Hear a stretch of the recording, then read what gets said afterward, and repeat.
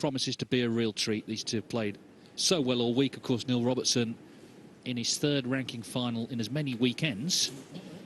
And Graeme Dott looking to win his first ranking title for 13 years. It's going to be the customary photographs with the trophy. First to 10, remember, will collect that plus the £100,000 first prize later tonight. Two players who relish the big occasion, and I think we're all looking forward to this final. They play 8 frames, remember, this afternoon. Leo Scullion is the referee in charge. And a big crowd have made it through the bad weather here in Cheltenham to enjoy every ball of this match. Thank you, ladies and gentlemen. The first frame, Neil Robertson to break. So Neil Robertson, who a fortnight ago won the European Masters, who a week ago was runner-up in the German Masters, he's going to get the World Grand Prix final underway.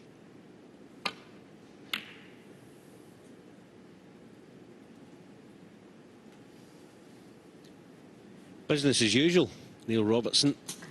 But Graeme Dott was also in the semi-finals of that German Masters, so he's no stranger in recent times to a big occasion like this. But his heart will be beating. I'm sure of that. Yes, it would be the largest ever gap between ranking event wins. It was the 2007 China Open, the last success for Graeme Dott, although it's interesting, the 2 ranking events he's won, the World Championship and that China Open. He beat Ronnie O'Sullivan in both of them, and of course he's beaten him this week, so maybe that's a little omen in favour of Dotty. Problem he's got to beat the informed man at the moment, Neil Robertson, if he is to win. Robertson, who I think finished off very well last night, have been put under pressure by Karen Wilson.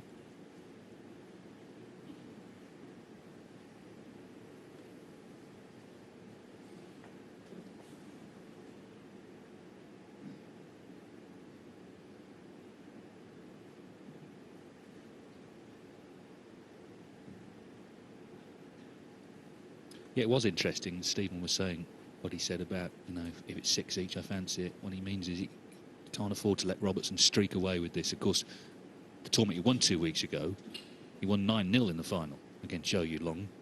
Just got ahead early on and motor to the line.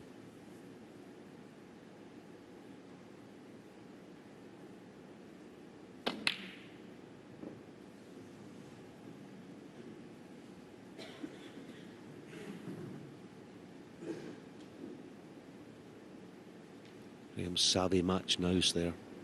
Going into play early on, he left the right to left middle. I don't think Neil's going to be interested in it. That's what Graham's clever. Shots to nothing, shots with a lot of value.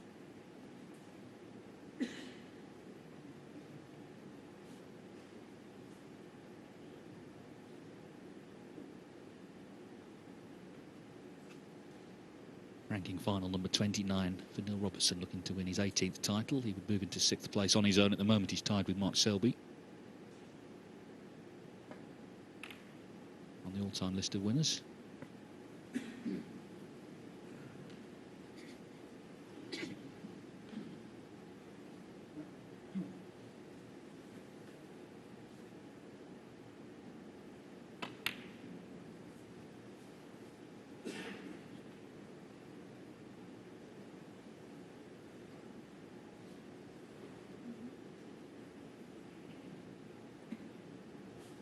Head-to-head is 10-6 to Robertson. The first time he beat Dott was in that World Final 10 years ago. An emotional occasion as his mother flew over from Australia. First time she'd ever seen him play live.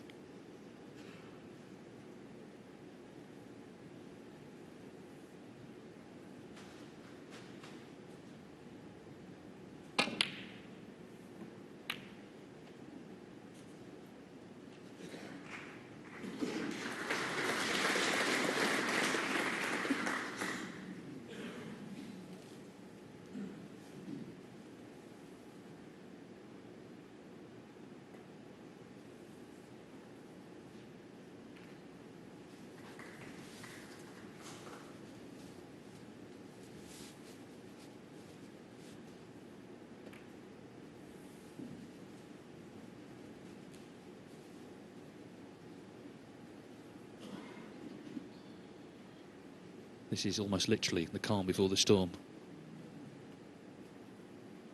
Nothing potted yet.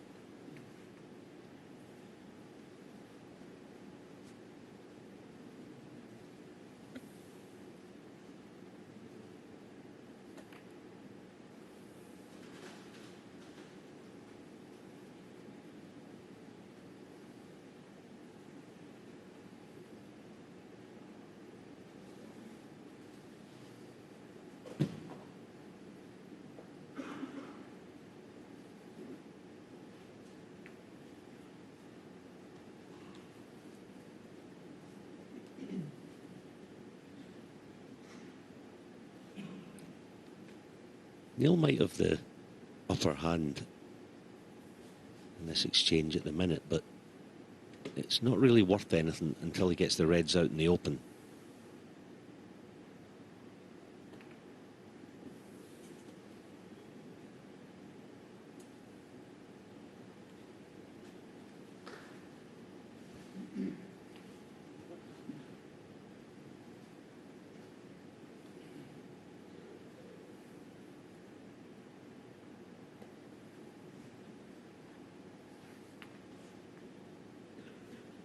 Enjoying this?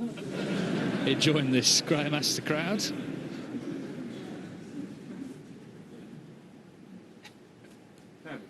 Yeah. Yeah. Well, they are going to re-wrap, in fact. So 5.5 minutes. And we're going to start all over again. It's often the case, once reds start going into bulk, it just gets cagey. They start going into the pack, and they just saw that not going anywhere. There's enormous respect between these two. We heard Neil Robertson say, you know, certainly the players don't regard Graeme Dott as anything but a top player. I think anyone who's been world champion, you'd feel that about him. Of course, he beat Robertson on the way to winning that title in the quarterfinals in 2006. He beat O'Sullivan in the semis, Peter Ebden in the final. And he's been in 2 other world finals as well. Of course, Robertson beat him in the second of them. Yeah. So we're going to start all over again. Thank you. The first frame, Neil Robertson to break.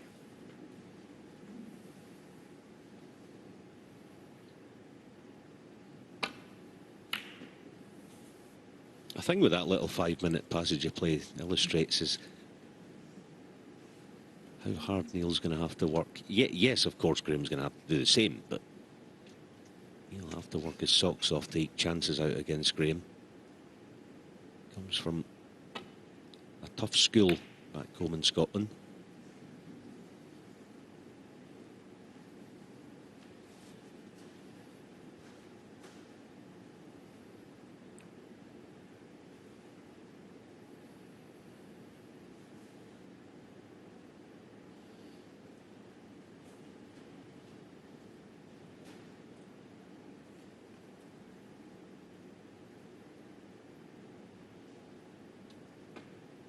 On that point, though, Neil's first mistake then. Just on that point, Neil's shown this week already that he's been closed out of matches a couple of times and been able to respond. That's going to be a feature of the match today. Graeme will have his moments. He'll have his extended periods of domination, I expect.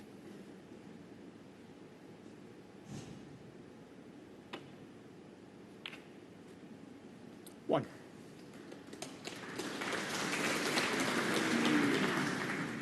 Not exactly position A with a cue ball, snooker and everything. Yellow ball. Nominating yellow here.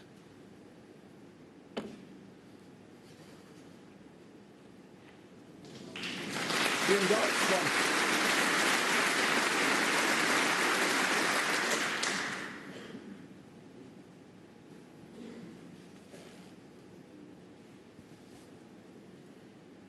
Yeah, 3 very different opponents for Robertson in these 3 finals. Firstly, a newcomer to a ranking event final, Zhou Yulong. Then Judd Trump, of course, world #1 world champion. Been in many finals the last year.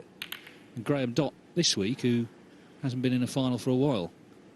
But he's a proven winner in the past.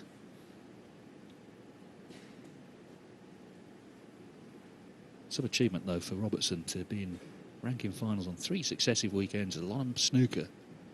High quality snooker to have had to have played to put himself in that position.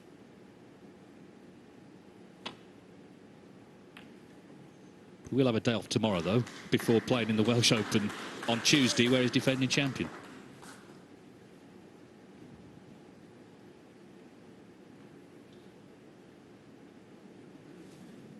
Didn't look an awful lot, but that last safety shot catching it thin, which he had to. A nice settler. Early sign, seeing it well, as is Neil. Middle pocket. Doesn't appear to be anything on. The right corner, just got that hair thin, probably tracking in behind green.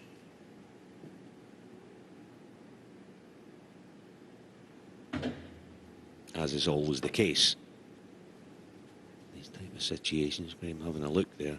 Don't push a red over the corner.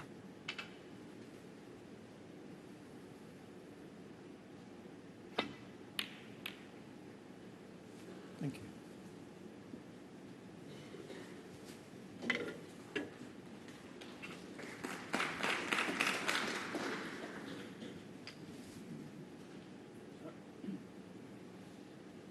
The referee, Leo Scullion, immediately looking just to check if he can see a red full ball through green and blue.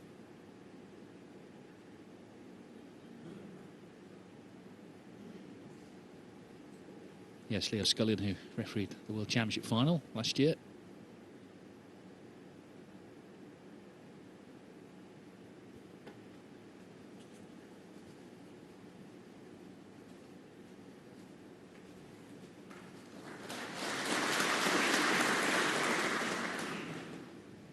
I think what we're already seeing in this final is both are very wary of the other's abilities and not looking to leave any sort of chance early on.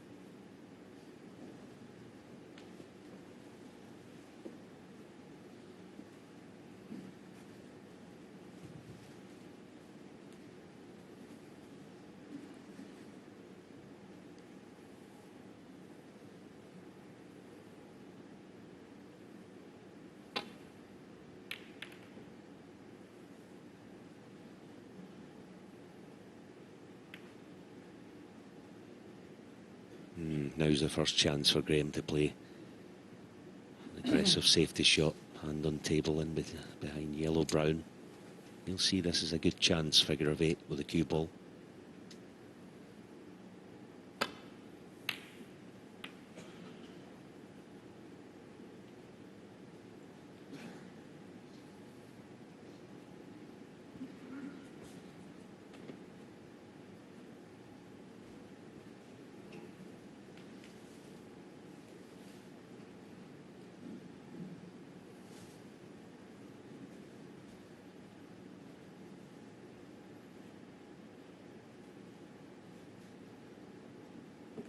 Plotted the red in the deciding frame against Michael Holt, not dissimilar to this.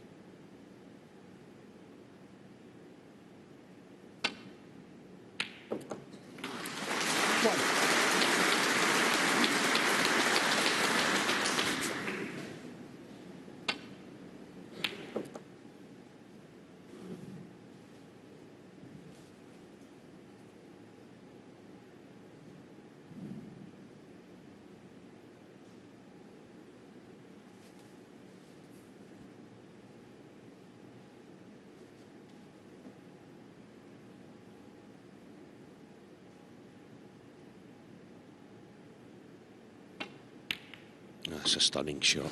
That is a stunning pot. Red was tough. Pink was even more difficult. 7.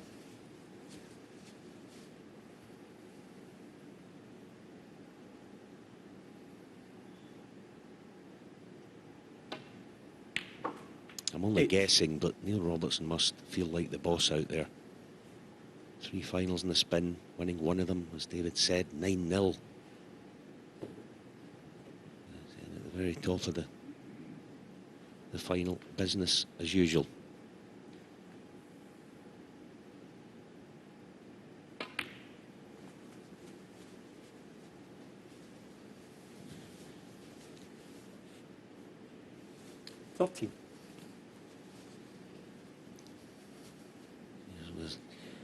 reserves of power with control come into play. Deep screw.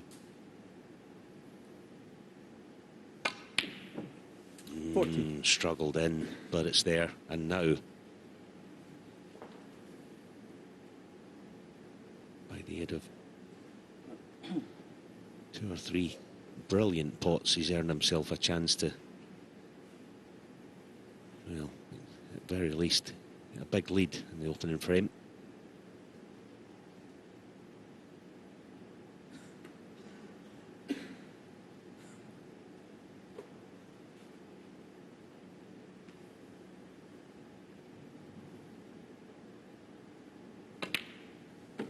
He's made 4 centuries during the tournament, including the highest break so far, 140, which would be worth 10,000. If he wins the tournament with the 100,000 as well, he'd go over $500,000 for the season in prize money. And don't forget as well, there's a bonus for winning the Coral Cup. Whoever does the best in the 3 Coral Series events, that's another 100,000 going to somebody. 21. Dr. Clandidno.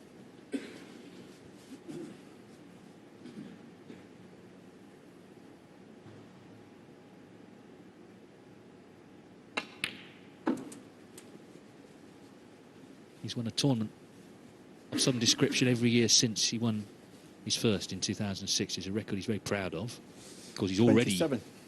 got 2020 stamped with that European Masters success. 28.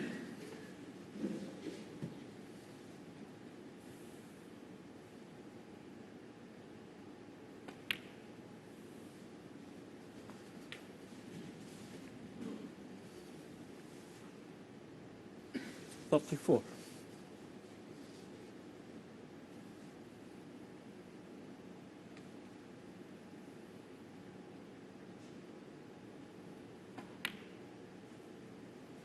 $35. Quite a nice shot, this, in the pink. Going back for the red. You land high, you bring the black into the game. You land low, pink's waiting.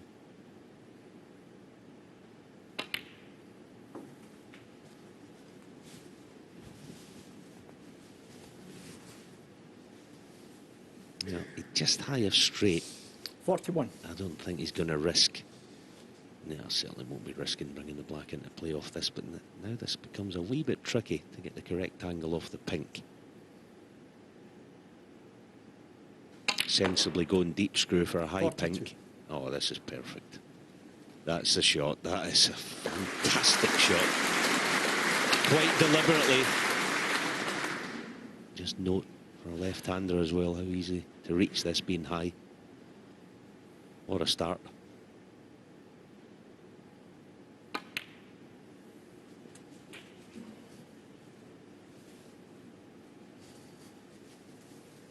Yeah, it took a while just to get in, of course. We had the 48. re-rack, then the safety battle, knocked in that red. Very good pink to follow as well. That was an early pressure ball.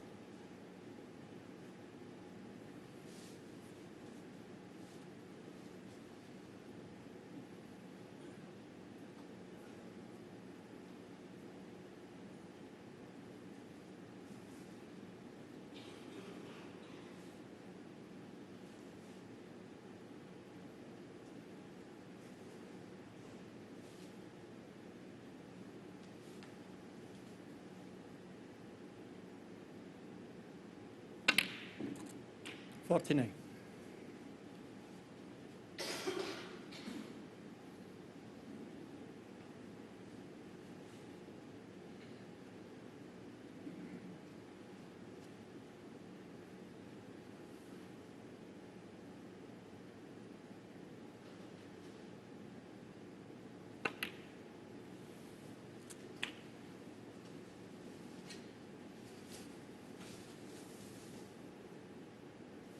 $55.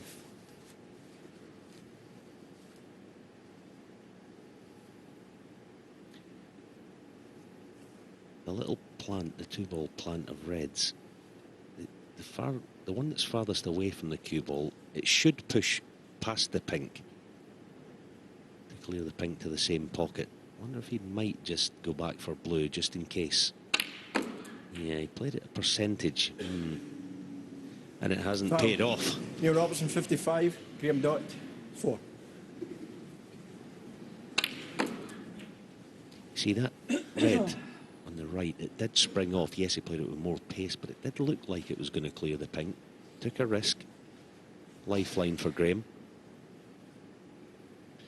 50 behind with possible 67 on.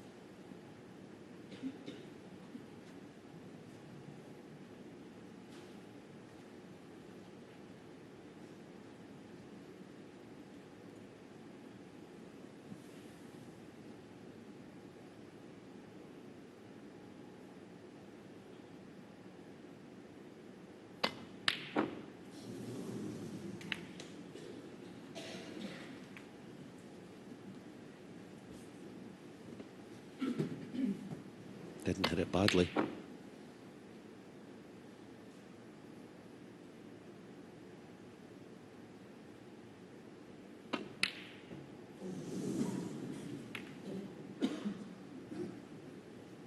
That's a big let-off, but he's also freed the black as well. So I think everyone was expecting Robertson to knock that in and win the frame, but look at that, he frees the black. That can only help Dott.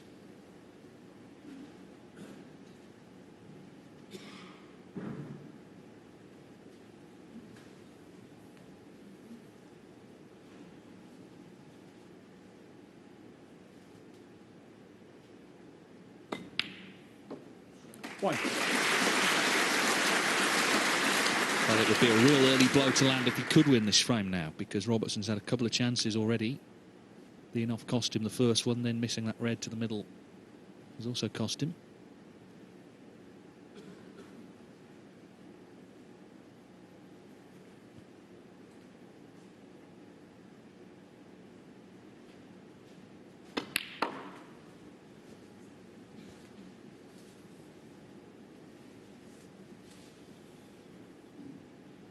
Four.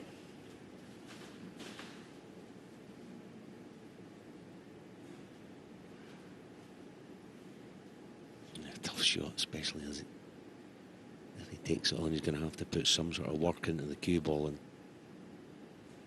this cloth is now on day 3, so the pockets are a wee bit tighter than they perhaps were on Friday. Don't blame him for playing the cutback. It looks suspiciously like an in-off in the right middle, the cutback, so he may have to work the cue ball. That might work for him round the back of the green. Blue waiting.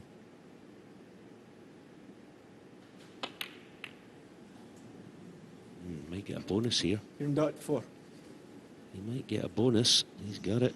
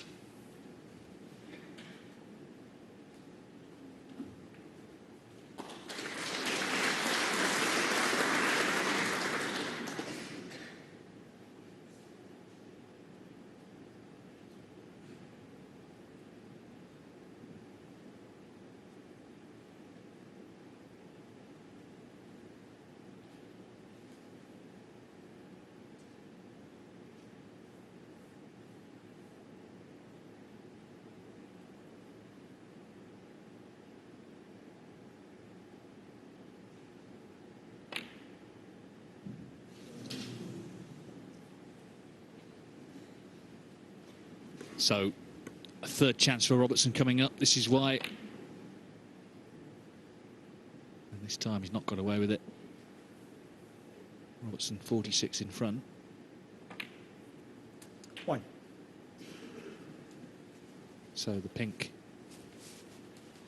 and Dott needs a snooker. It's been quite a cagey start, but Robertson did get in and make that good 55 to take the lead before the in-off.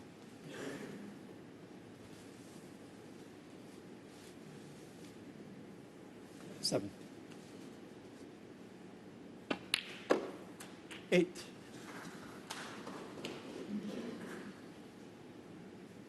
Robertson's 15th match in 19 days. Just in playing mode. And the thing is, he's playing well. We know that because it's his third final in 3 weekends.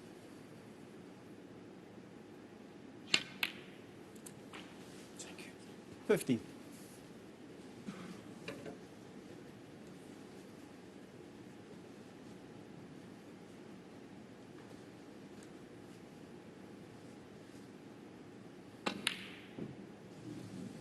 Well, that's You're okay, 50. because the frame has And well 50. and truly won.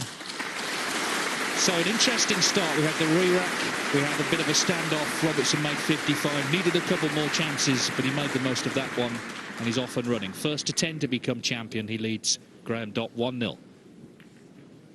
It gets more elite as we go on. Of course, we had 32 here, 16 in the Players, just 8 in the Tour Championship. Thank you. The second frame. Graeme Dott to break. Graeme Dott wasn't even in the World Grand Prix last year, didn't earn enough points on the one-year list, but here he is in the final in 2020. But it's Neil Robertson who's won the first frame.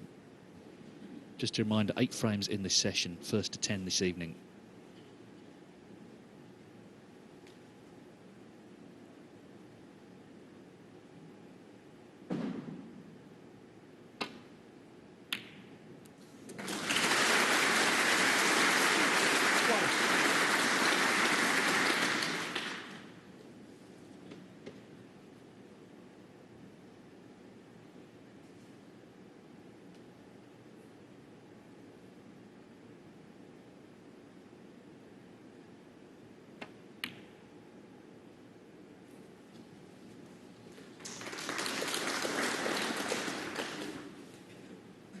Good early signs, this, isn't it?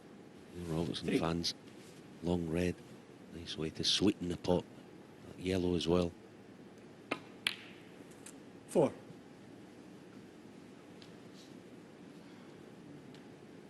Get a sense it when you win the first frame of these big finals, it just frees up your mind. He looks pretty relaxed now. Yeah, one of the things he's good at, I think, is actually switching off when he's not playing. He wasn't up all night 12. thinking, oh, I'm in a big final, I can't get to sleep because of it. He just manages to turn off. He actually said last night, you know, I'll have a good night's sleep, I'll be refreshed for tomorrow. I'm sure that's the case.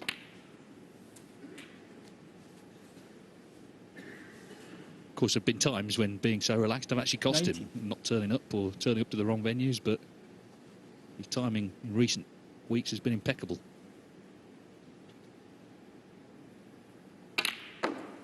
As has his cue ball timing. Right. Look at that. What a shot.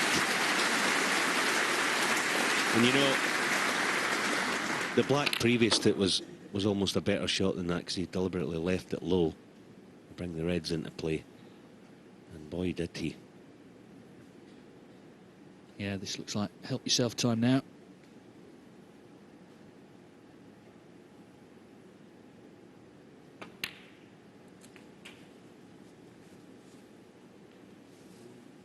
Magnificent player. Learnt the game because his father in Australia owned a snooker club, so he'd go in there as a boy and worked his way up the junior ranks in Australia. First term pro at 16, was probably too young. He won one of the playoff events and came over, chanced his arm, got relegated. He actually said that he thought his career was over. He thought he wasn't good enough. He went to the job centre, stood in the queue, and because it was a long queue, he had time to think about things, and he thought, no, actually, you know what? I'm going to give it another go. And since getting back on, he's become quite simply one of the best there is. 35.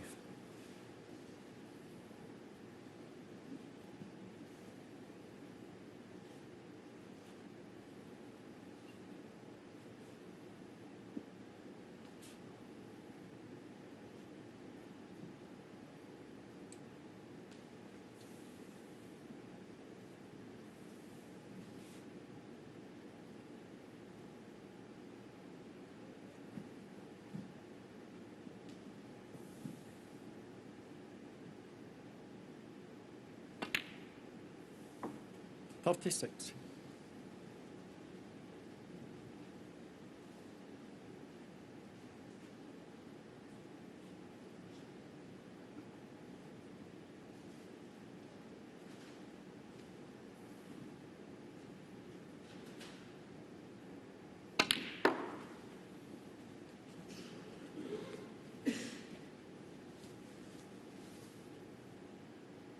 40.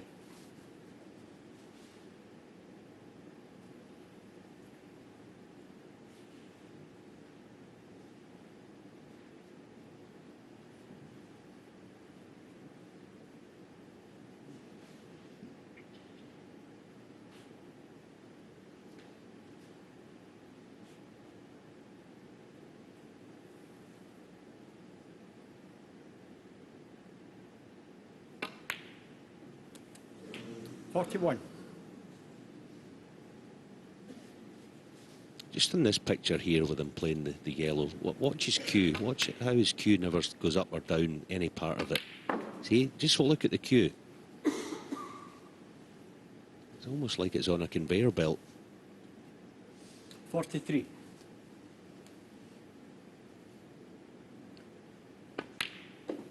$44. You get a better look at it here on this picture. See the whole of his cue. Just have a look at it. Some players go up and down with the butt end, which obviously brings the tip up and down, obviously. Not Neil. Wherever he aims, he hits it there. See that? Technically, I would say you're identical snooker player. 51. Tall, rangy, slim, powerful. Got it all. 52. Might just demonstrate that power here. Round the houses. Just beat the blue spot with a cue ball. That's what he's looking for. See that? Just beat the blue spot. There you go. 57. Couple more reds needed to not only win the second frame, but to win it handsomely. Got in with a long red. And when he got the reds open, it just looked like his frame. 58.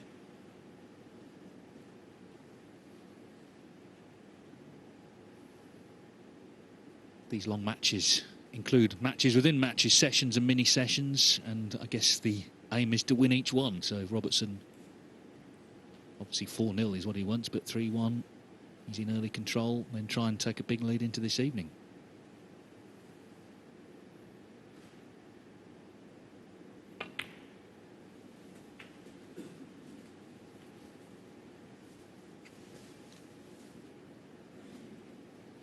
$63. Now he still needs one more red.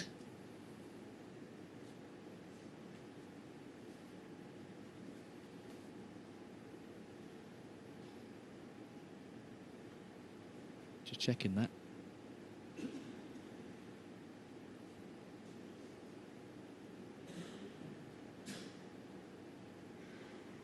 It's a perfect example there of why players play for, when they can, play for 2 or 3 different reds. He could only play on one there. Not a sitter, but David said, frame ball. Nope. Neil No, it Robertson, wasn't on it 63. as he would have liked, but it's a good lead. Nonetheless, Dott can still win this frame. 63 behind, 67 on, as Robertson missed frame ball.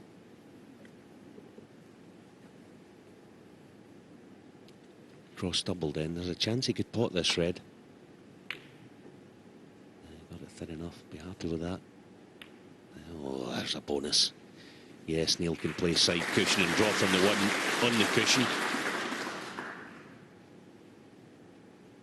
At least I think he can. I don't think the middle pocket's in his line. Sort of situation, though, were he to miss this, the 4 points would be useful for Graeme Dott. With such a tight frame, not got much latitude in terms of colours. Two cushion glance then. Foul, I miss. Graeme Dott, 4. That would suggest that the middle pocket's in his line for dropping on the tight red.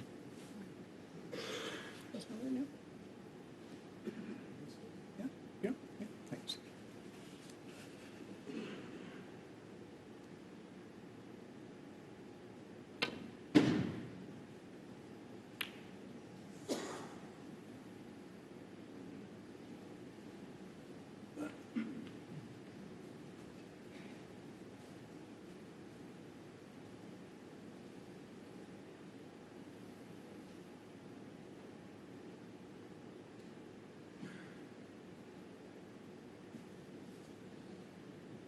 Might look a poor shot that by Neil, but I thought it was tactically quite a good shot. At the very least, he always knew the red and the black cushion was something Graeme's going to have to deal with.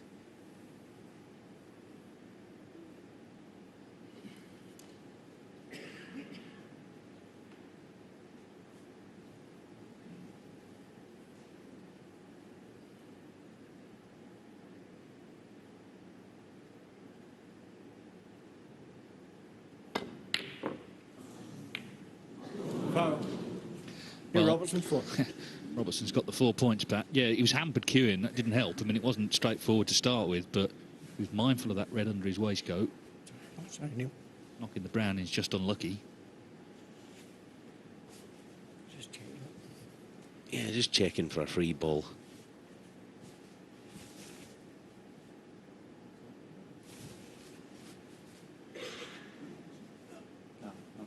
They're all having a look, but it's the referee's decision. That one, isn't it? Yeah, just to make Leo making sure he takes the right red away. Should have used a different colour. No free ball called.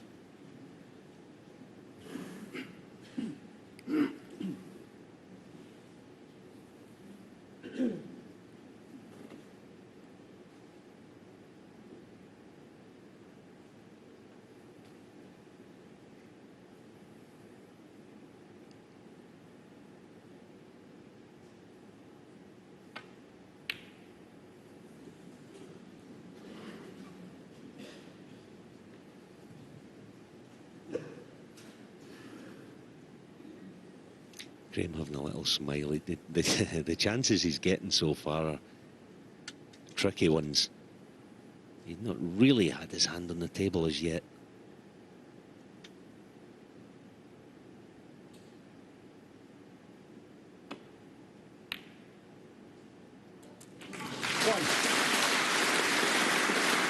Now then.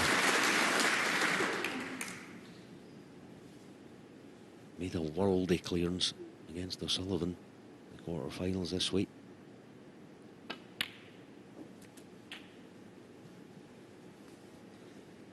This is a key shot. He needs to get his hand on the table. One good positional shot, and he'll fancy this.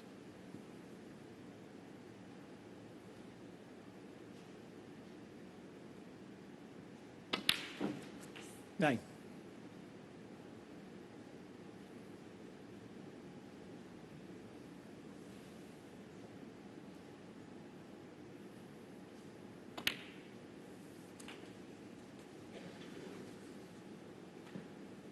Looks to be the optimum angle. 16. Leaving a low black. Access to the two reds. The big shot then.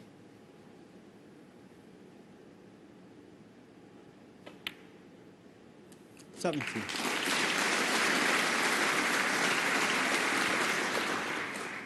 Not easy to tell whether the green will pass the pink there. I think it does. Graeme will know that already. He'll have sussed that situation out.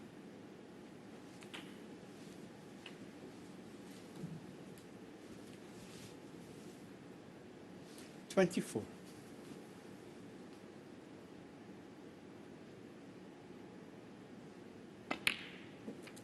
$25.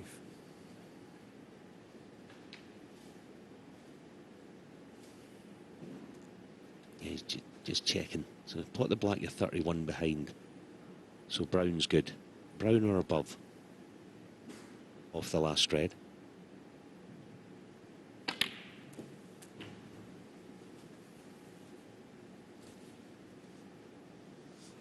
$32.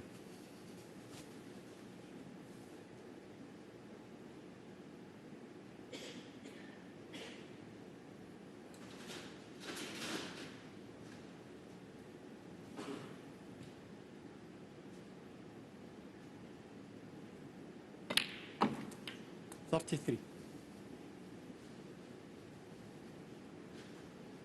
Just shy of pace. And the pink being there makes this target a bit smaller, in between brown and pink twice. Oh, what a shot. If he lands straight, it's no good. 38. In terms of position, it's no good.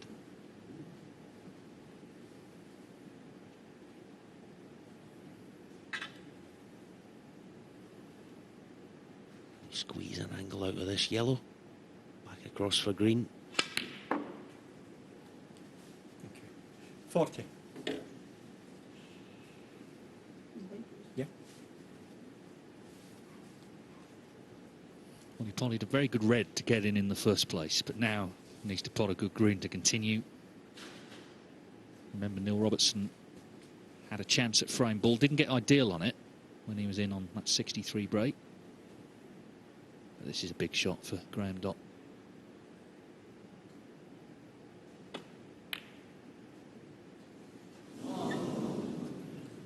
Graeme Dott, 40.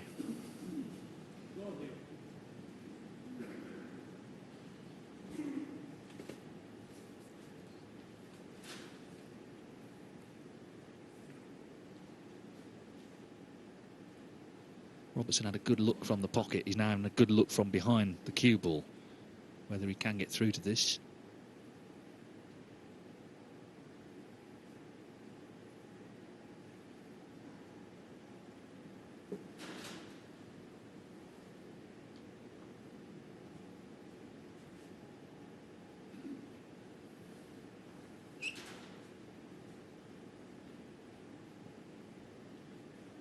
Now we're back to the pocket side.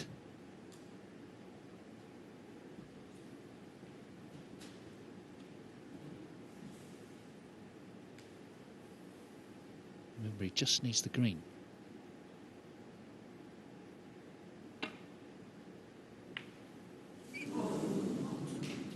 Well, consolation obviously is that he hasn't left it.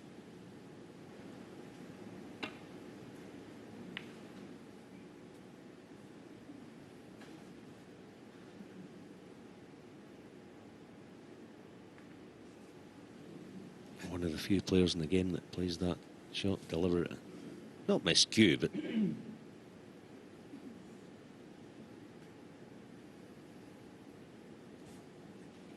something he practices actually. Probably not now he's got it. He's got it locked in, that shot. One of the few that play it. Yeah, this situation Graeme will be quite happy with. See, Neil doesn't like playing that shot. I don't blame him.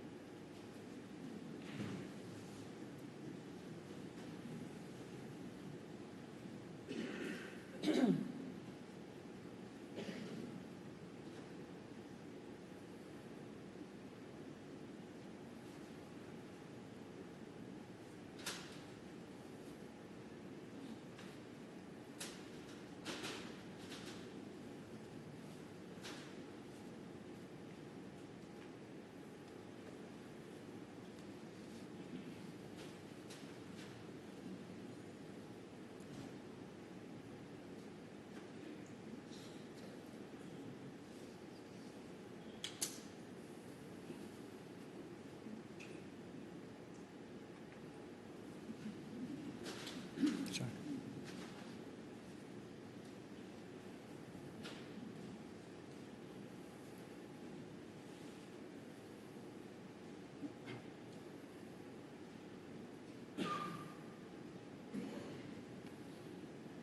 Last shot Graeme played, almost saying to Neil, I'm not going anywhere here, pal. I'm waiting on you make the first move. Thing is, though, there's nothing really on, is there?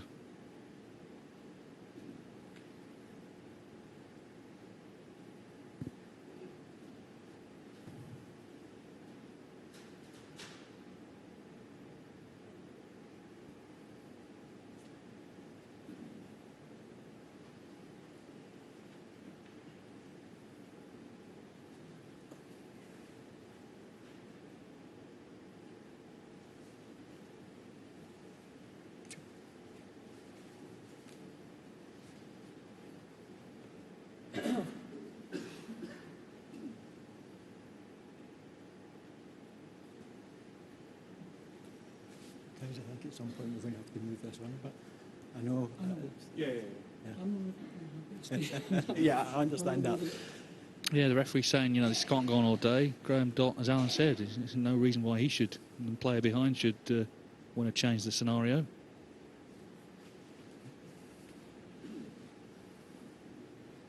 If the referee wants to, he can say, right, you've got 2 shots, 3 shots each. That is an option for him.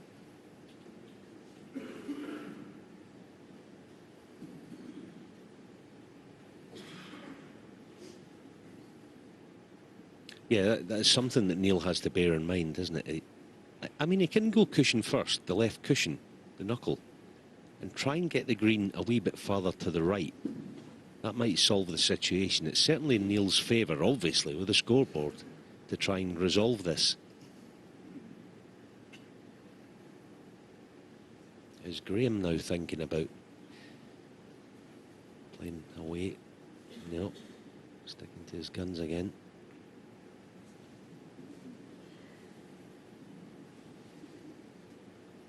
Yeah, see, the green's just gradually moving to the right a wee bit. He can do it again here if he wishes. He's got more way to resolving it.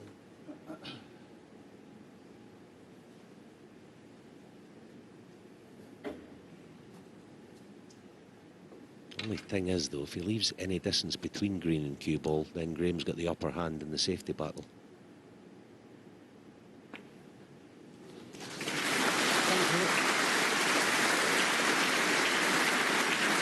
So the immediate impasse is broken. 23 in the frame, 25 on.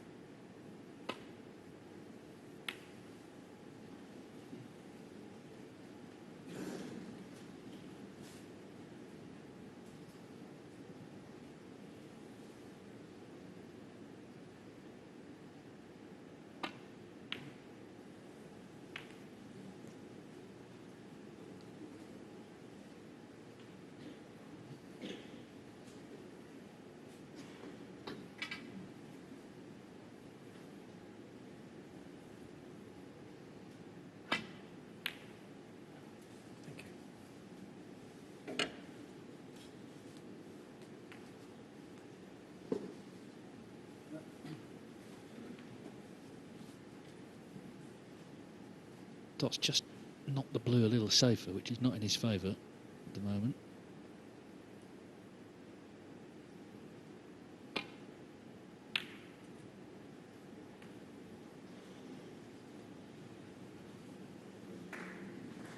And neither's this. Snookered on the green.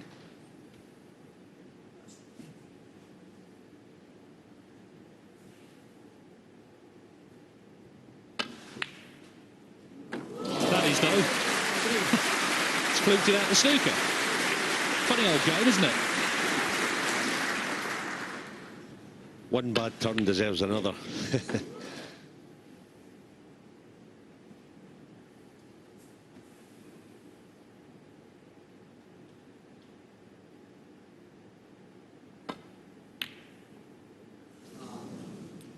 Graeme Dott, 3.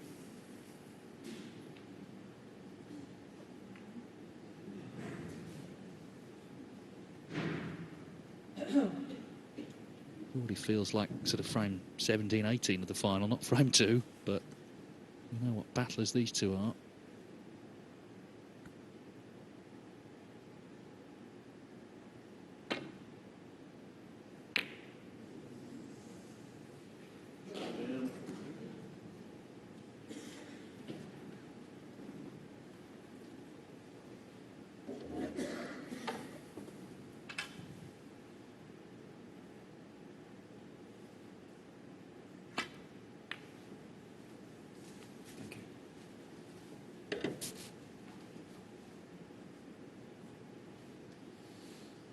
Not so sure about that. I think I might have potted the brown, killed the cue ball. It wasn't that difficult a safety shot with the blue. This should be cushion first, I would imagine. Just depends. No, one direct. But the only thing with that, there's a chance of Graeme perhaps promoting the blue. Although having got the brown close to the cushion, it ain't going to be easy.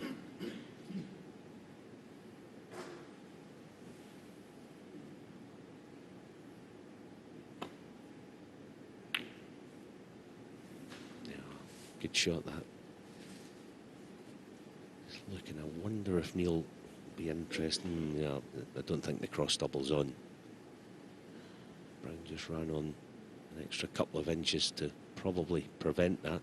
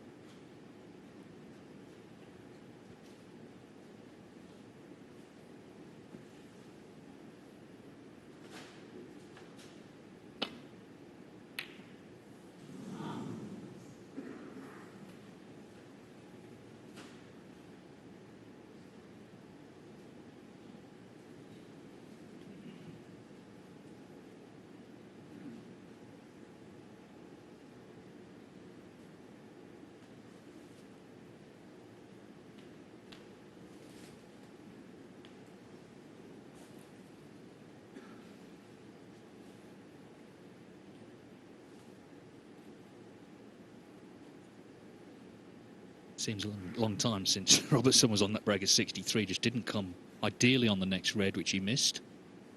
And that precipitated all of this. And there you see, nearly 20 minutes since he's potted one.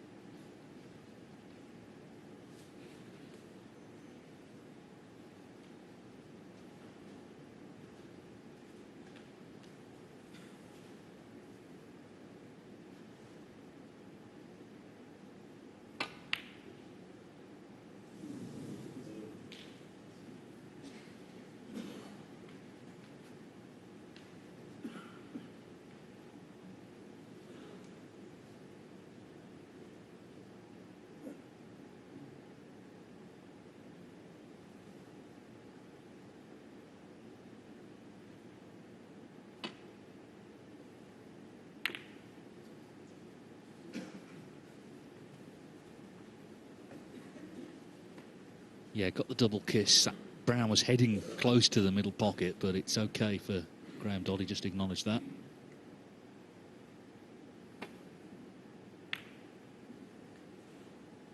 "29 minutes now, this frame."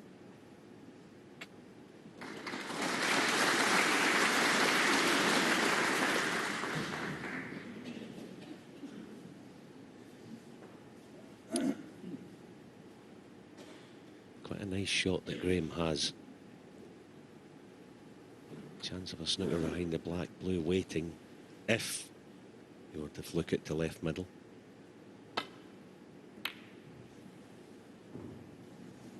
Not that far away.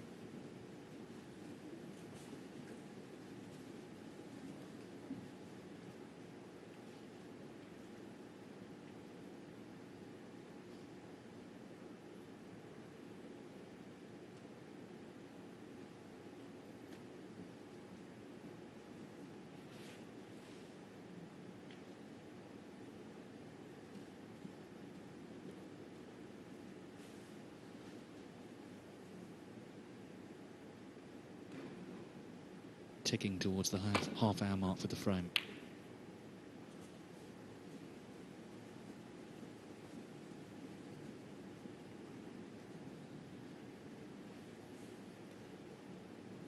Not one of Robertson's best then. Now, of course, it was Dott who inadvertently nudged that blue into that position earlier. He needs the 4 colours to steal this frame.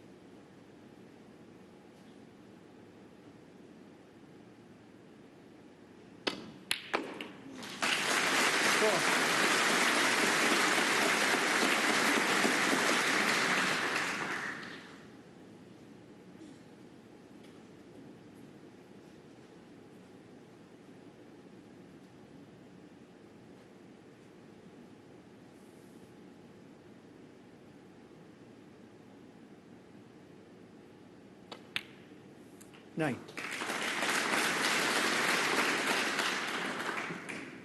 So tenacious, Graeme Dott.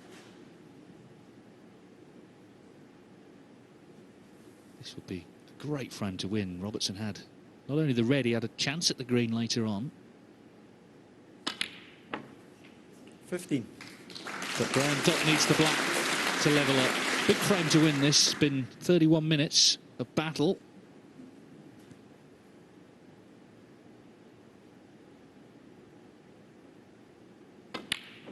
Well, Robertson played a poor safety, and Graeme Dott made a steely little clearance to get himself on that scoreboard. It looked for all the world early on in that frame like it was going to be 2-0 to the Australian, but Graeme Dott levels up at 1 each.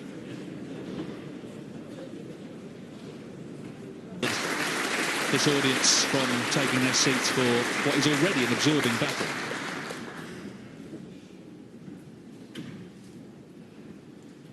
Okay, Neil. Thank you. The third frame. Neil Robertson to break.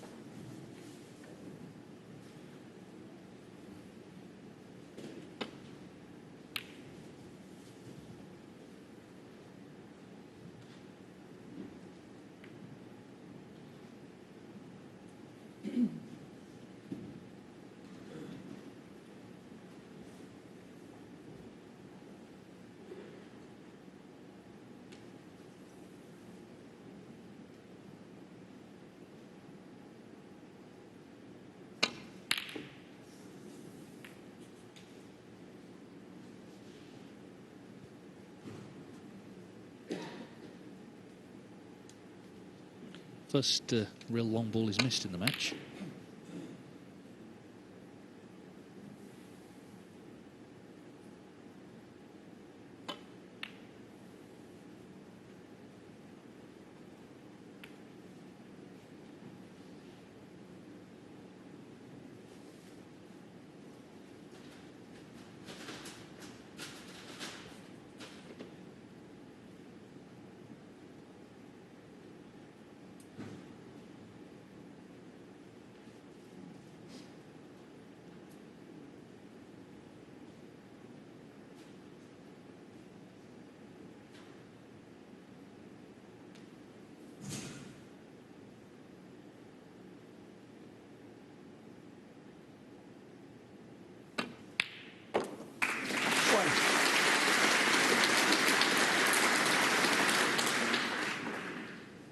Super pot just couldn't stay on the black.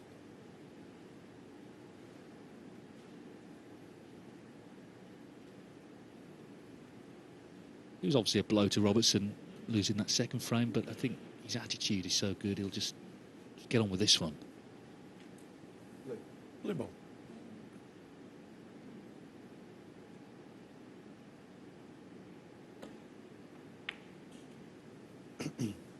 Neil Robertson won.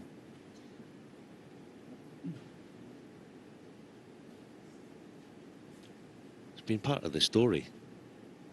2 frames in, a lot of colours going off spots and tied up. I mean, Neil there tying up the blue. He didn't mean to. Makes things awkward.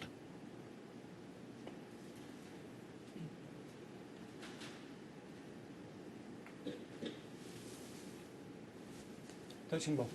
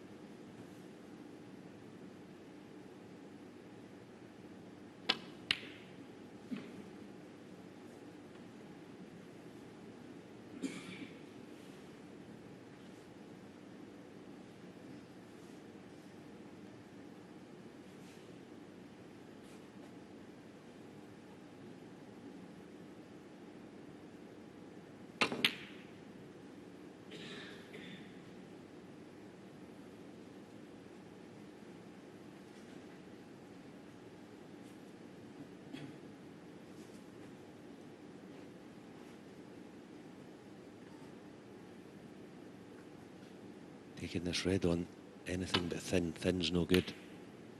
Oh, good pot.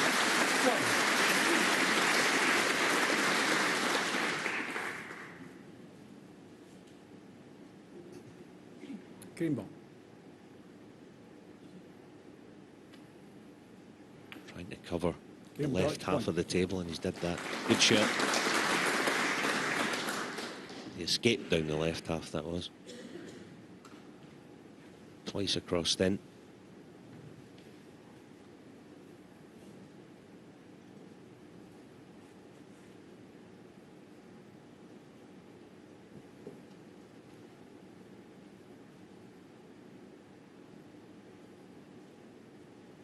It's never a comfortable shot, this, for a player. Hard enough shot on your own table at home. Far less a table you're not made all that much on. He's erred on the low side. Foul and a miss. Graeme Dott 4. If this red straight enough, which it's not, you're taking it on. But as I say, don't play this shot all that often.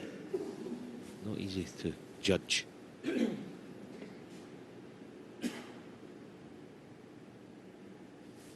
you? Graeme? Every chance, actually, of leaving the red to right middle.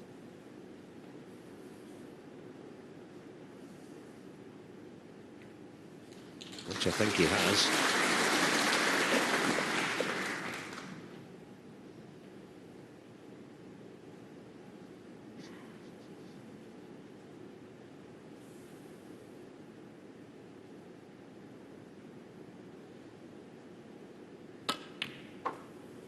One. Well, there's the safety stats. They're massively favouring Dott. And here again, he's earned a way in.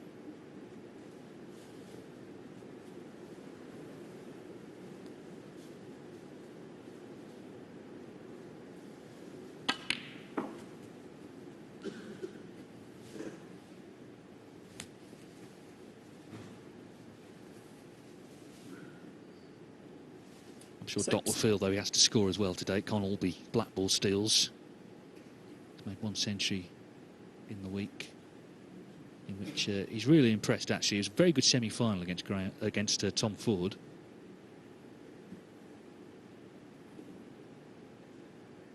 Of course, beat O'Sullivan in the quarters. 7.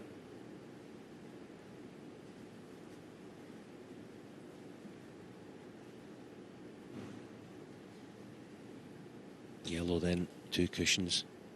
Try and get some reds moving.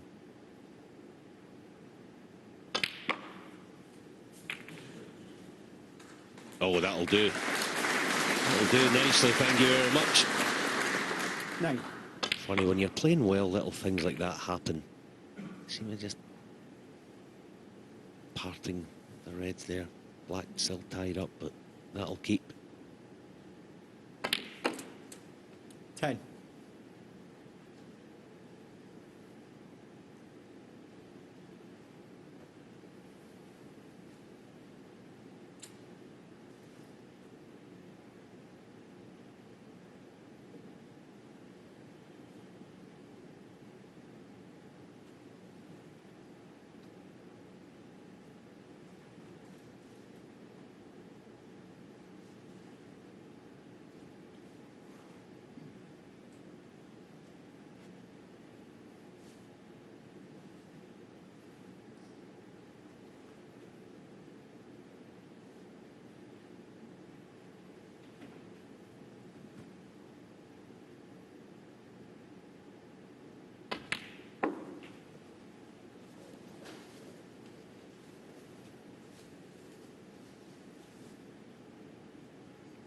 $15.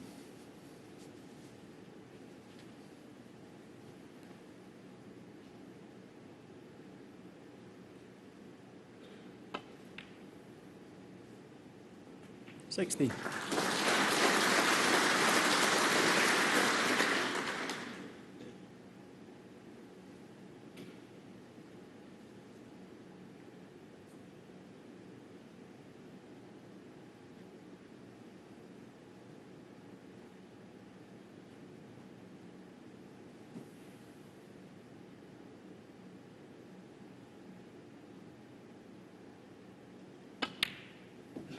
Can't quite tell, but it looks like the pink spot's covered. Graeme will want it to be. 19.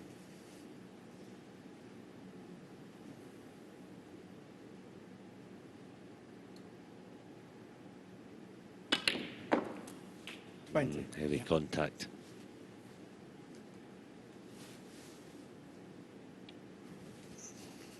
You see, it looks like it's not covered, so that would be why Graeme played for blue.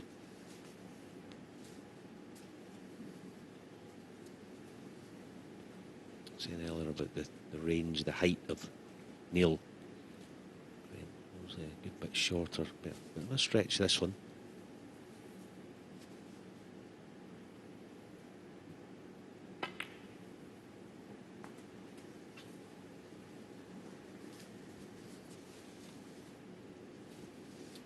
$25. Big in heart, though, isn't he, Graeme Dott? We saw that in Fred too, the way he dished up there with those last 4 colours. Not straightforward at all.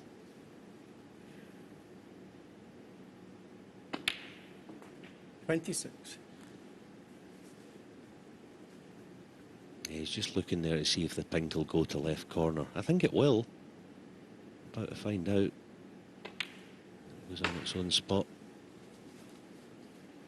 Just coming round to have a check at that.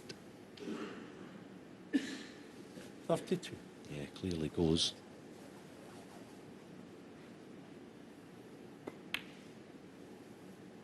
$33.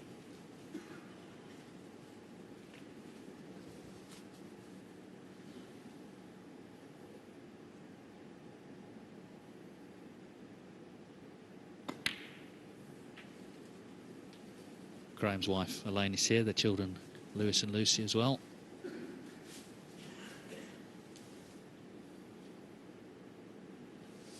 I'm sure they've 39. seen the tapes of Graeme winning at the Crucible in 2006, but it would be wonderful for the family to experience a victory for him in the flesh.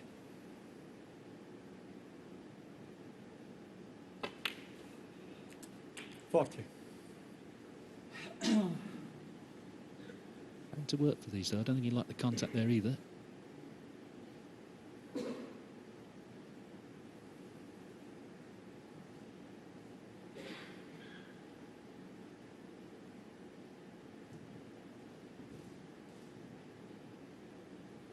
Yeah, the drag back for the red with the rest will be the shot here because he's guaranteed position.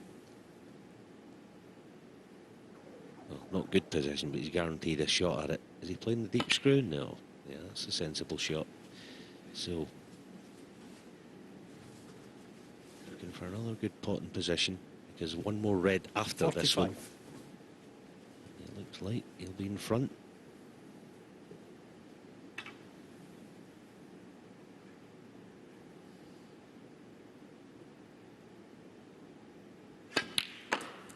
Oh, crisp. That was super. 46. Nice sound of the strike and the... You hit leather, it almost confirms to you. Yeah, that was a good shot. I cued that one nicely. Just ran a hair too far.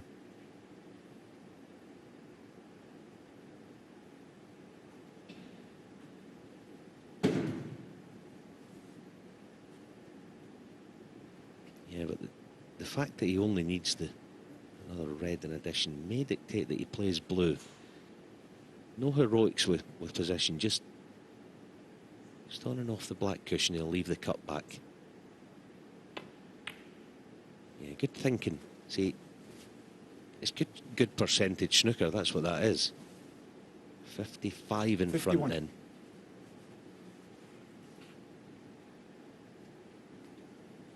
Yes, the red means Robertson needs 2 snookers.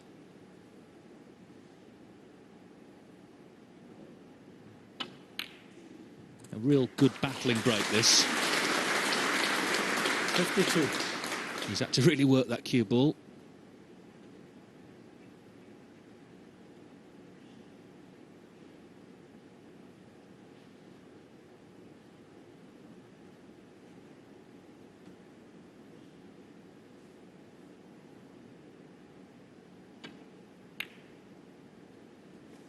Taking the extra 4 points,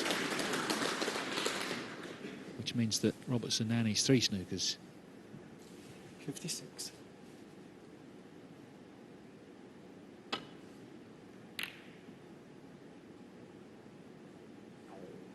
Graeme Dott, 56. So, good 56 from Graeme Dott to take full control of this third frame.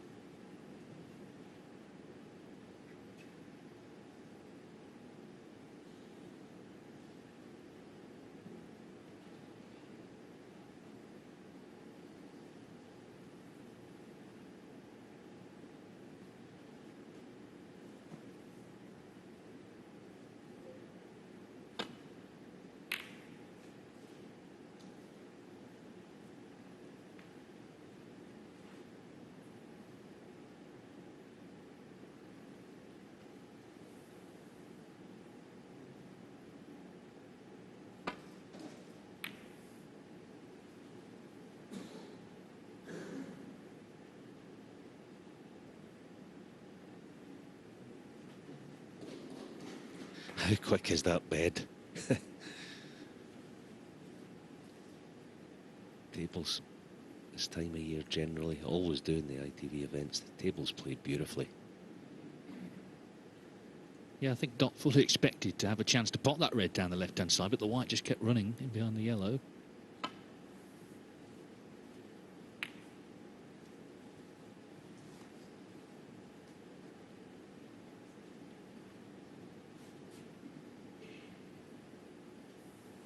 Yeah, a little snooker here. Should be easy to hit a red. Oh, that's not good. Graeme, one of those players that won't sense danger here, but he'll sense that it's important not to give Neil a sniff of getting a couple of reds. You see, there's nothing lackluster about the way he plays a shot or his selection. It's keep your foot to the floor, even though Neil effectively needs 3-4 point snookers as we stand. Again here, he'll be mindful of getting a good cue ball when he plays a shot to nothing.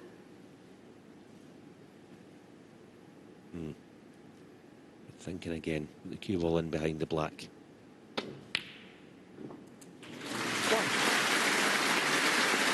So that kills off the frame once and for all.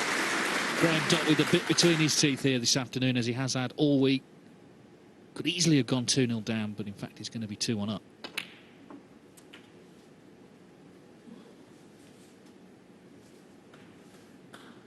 Eight.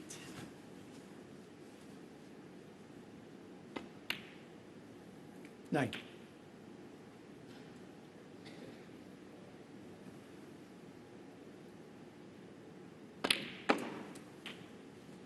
Tense last couple of frames. Nice to just relax for the next couple of minutes 50. and polish off these last 3 reds. 16. And the first of the, probably what you would call the big frames coming up, isn't it? The one before the 21. intermission. Yeah, because at 1-0 and 63-0 up in the next frame, Robertson had dreams of 4-0. 23. In fact, he could be 3-1 down going to that intermission. 26.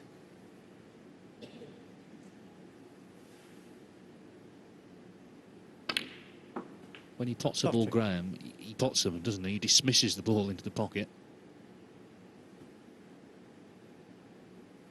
As we heard from Chris Henry earlier, his coach, he's confident 35. now in his technique, confident in his game. Playing some of his best snooker since he won that China Open 13 years ago. That was his last success in a ranking event. And he's on top today. Made a very good 56 break. Played a very good frame overall, the Scotsman. And he leads Neil Robertson 2-1 with one more frame to come before the first interval. Thank you. Frame 4. Graeme Dott to break.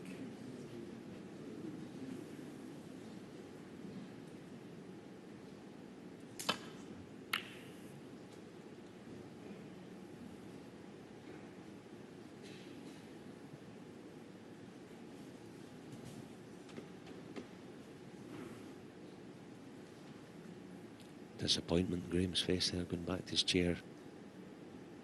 He knows you can't leave too many of these. That's why.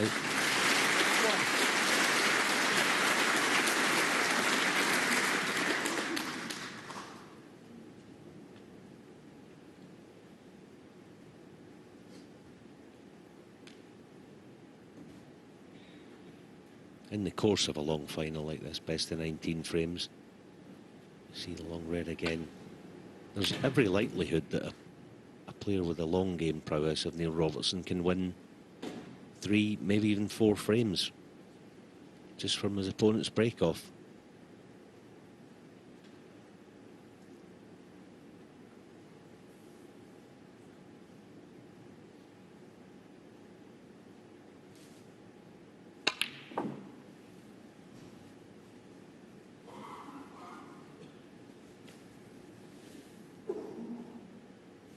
Three.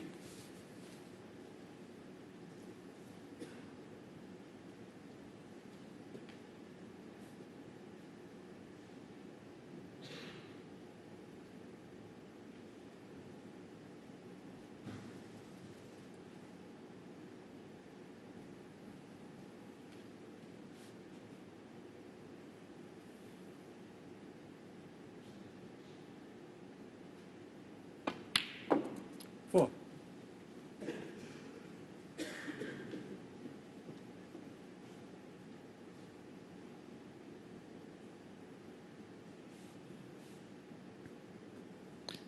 Well, hopefully that young man is enjoying the snooker.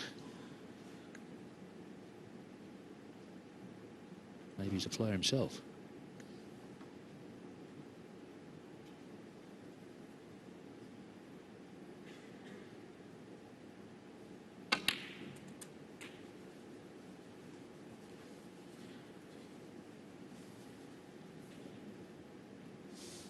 11.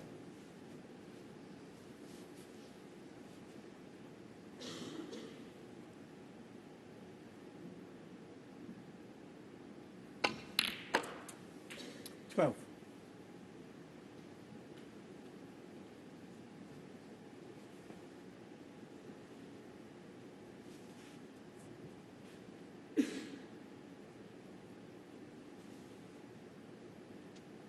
Such an important shot, this. This is the shot that will set the break up.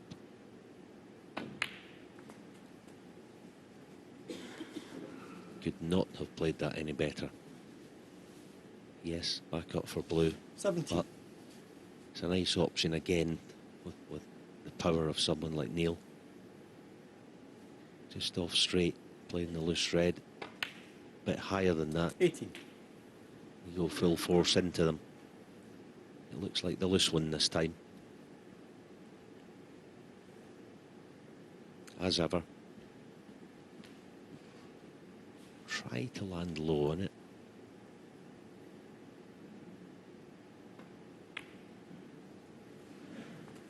Not this time, but pretty much pick his spot 23. off this next black.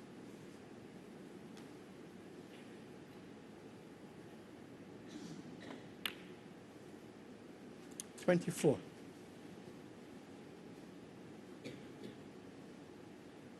Quite a nice shape these. The red nearest the black might spit towards the right corner of the deep screw. See that? What a shot.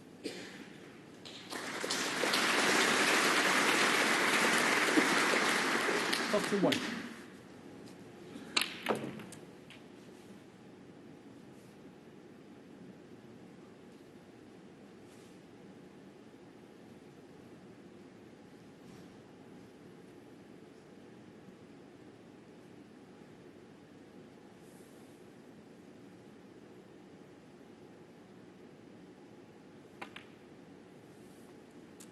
$32.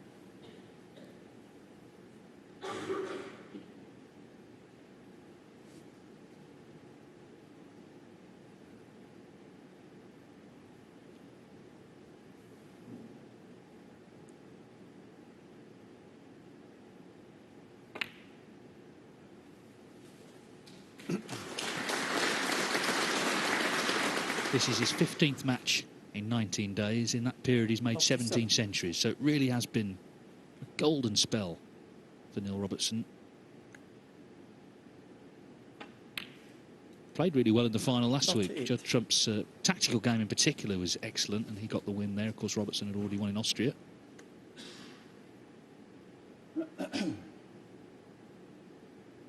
He was in 4 finals in a row last year at about this time, or it started about this time, but what's different this time is it's 3 in 3 weeks. That is very impressive, just to keep that focus.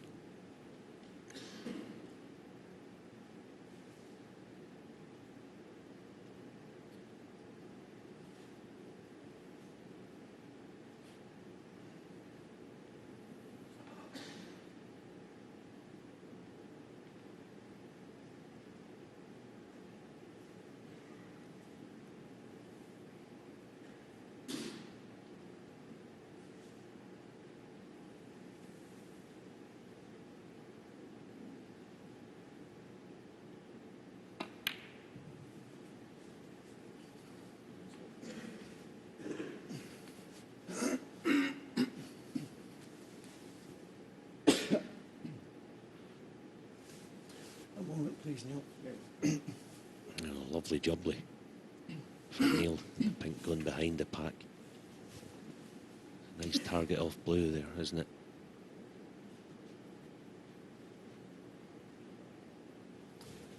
Thank you. 44. Graeme mentally preparing for the counter-attack. Should he get the chance. 45.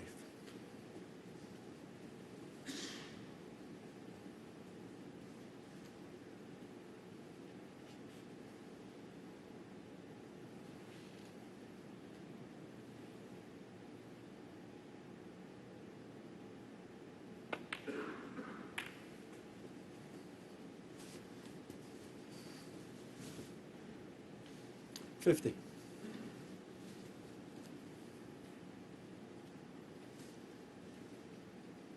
Just got to keep going now. 50 in front.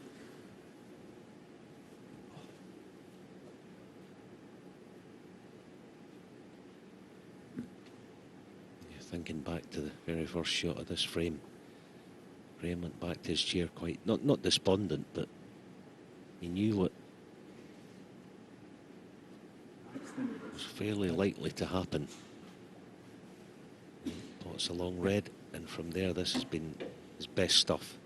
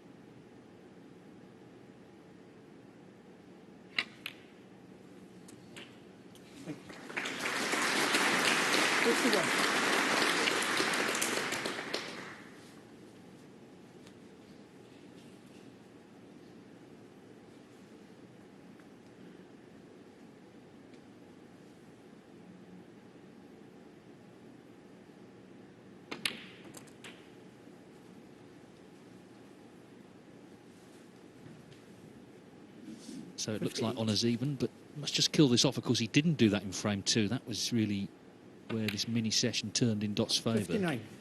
When Robertson didn't pop frame ball on 63 in the second frame.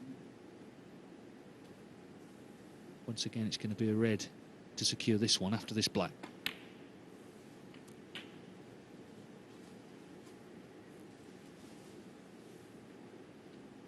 66. Difference this time is he's got on it nicely. And he's knocked it in. 67. Fascinating start, this. Graeme Dott made that excellent clearance in frame 2, played a good third frame, but all he's done in this one is break off.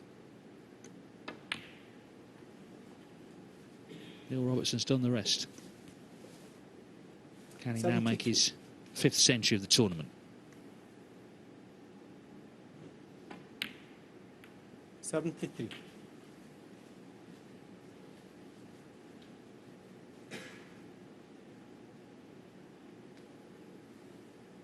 Try and shift that red that's on the pink spot.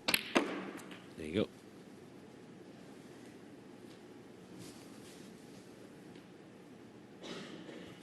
$79.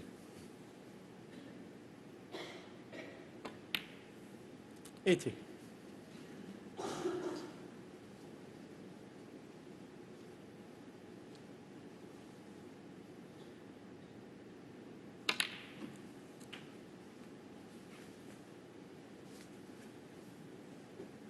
$87.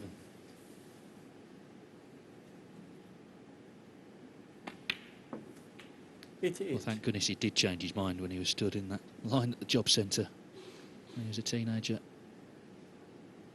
was a big risk coming to the UK, making the sacrifice to leave his family behind. 93. Neil now, though, very proudly a father himself. 94. Regardless of what happens today, he's the most successful player from outside the UK who's ever played the game. This pink for the first century of the final. And a very timely one for Neil Robertson. The match had just started to turn in Dott's favour. It's turned back again decisively towards the Australian. 102. Yeah, his 18th century break since the start of this great run over the 19 days. Thank you. 105.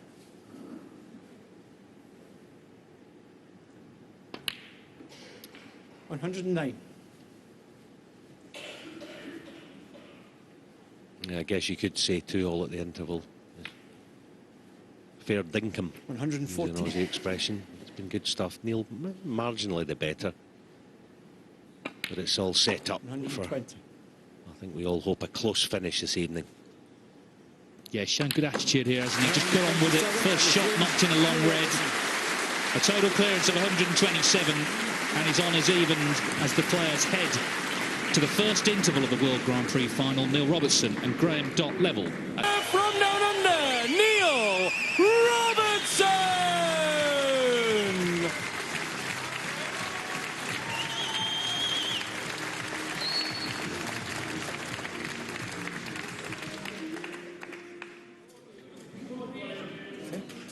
For the second time this afternoon, a warm reception for an Australian and a Scot, locked together in this Coral World Grand Prix final.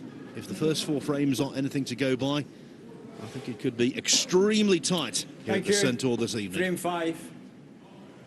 Neil Robertson to break.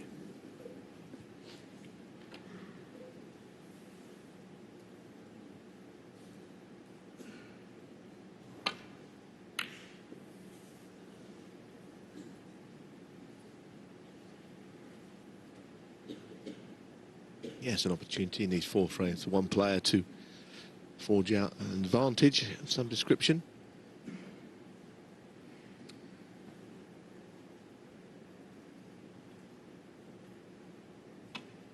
I think sometimes the big breaks speak for themselves, like that 127 we saw from Neil Robertson, but you know, it's the frames that you pinch, like frame 2, where Graeme Dott was never in it.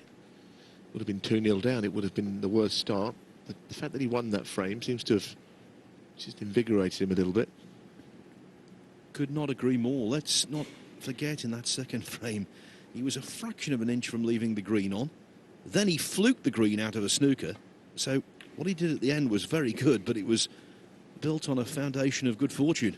Not to mention that long exchange where they were just dropping up to the green, and yeah, Scullion was getting a little bit twitchy, wasn't he? As if to say, well, something's got to change here. Anyhow, it's all gone now. Got his first frame on the board. He's a very experienced player. I mean, obviously, Robertson's been in all these finals recently, but Graeme Dott has been there and done it. So he knows what's required out there. He's not a newcomer to this at all.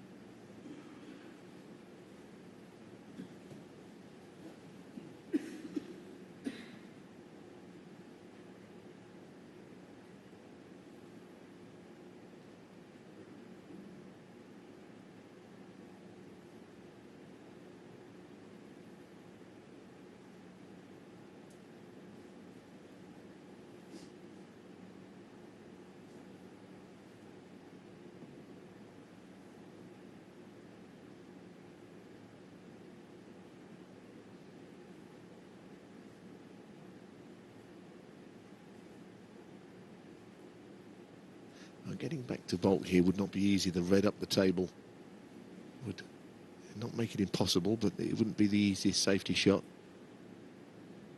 The red on the left of the bunch, he just kept looking at.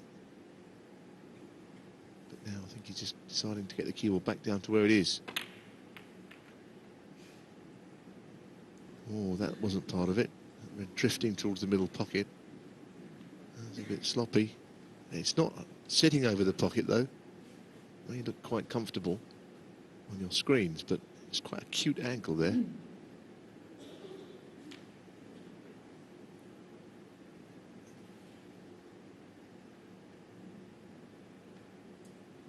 You've got to trust in the table if you're going to drop this red in. Hope that it goes in a straight line.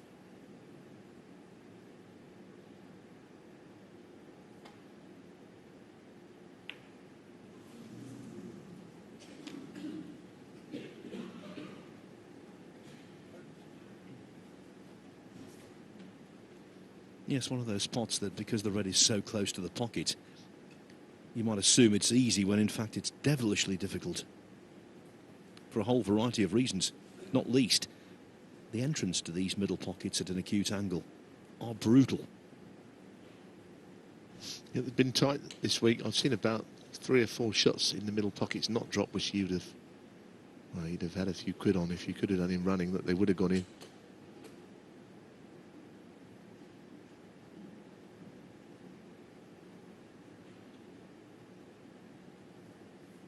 Now, this looks like it could be a tactical battle, but actually the red's very open here if a chance did come.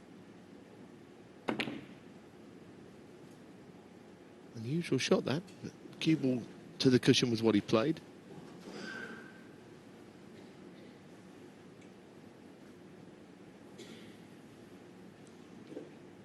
I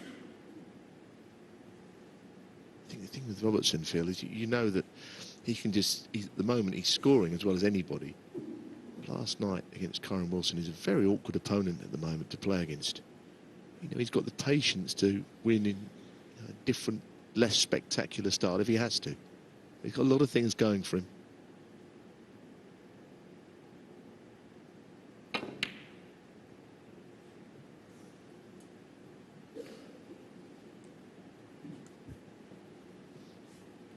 Yes, in terms of overcoming different kinds of opponents, I think of the very elite players in the game right now, Robertson is the most well-equipped and the most versatile. Nothing seems to faze him.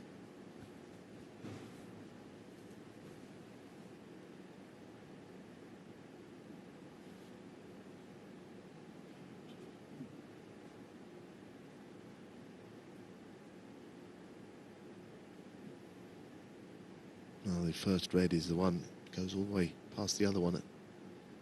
It's near the pocket, not close. Sort of shot that probably looked worse in that low angle. Didn't threaten the pocket at all. Yes, and while Dott trudged back to his chair, Robertson was out of his chair like a greyhound.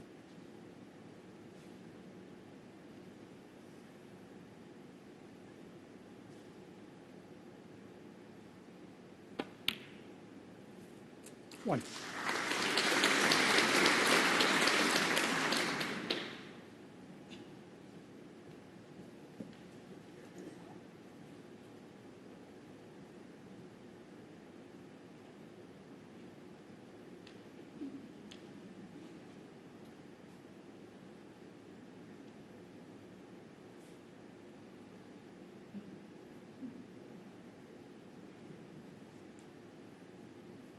Get it.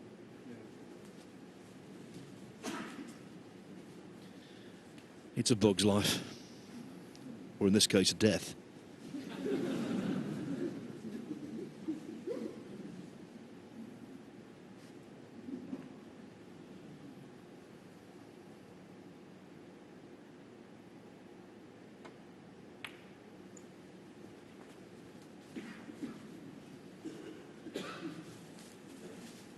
Well, the red that he'd love to move would be the one that's just above the black. It's just stopping him 7. bringing the black into the frame, because if it respots, I don't think it will go until that red is out of the way.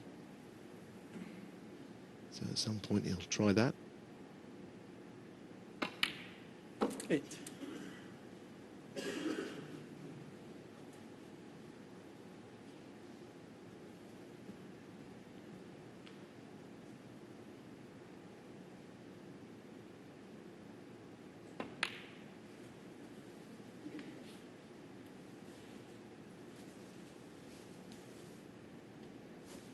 $13.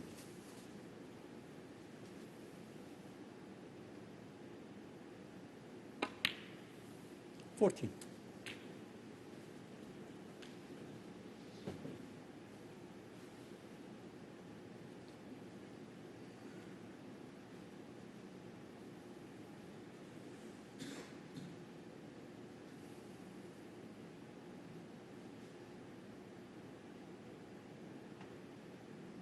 Very attentive audience here at the centre, enjoying the early sessions, early frames of this match. It's been quite a tactical few frames, but I think we can also see evidence of how well these two are playing to have got to the final. And when the chances have come, then they both look dangerous. 20.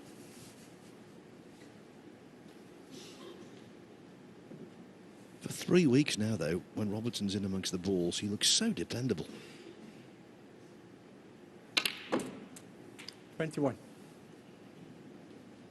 Just overscrewed a little. He's okay, but not to the middle pocket.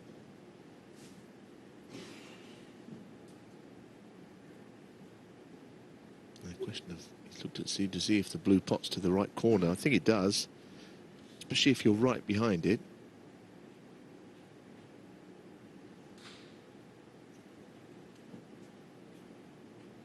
And he is pretty much in line with it. I think from behind the pocket you get a much better view than looking into it as he was doing there.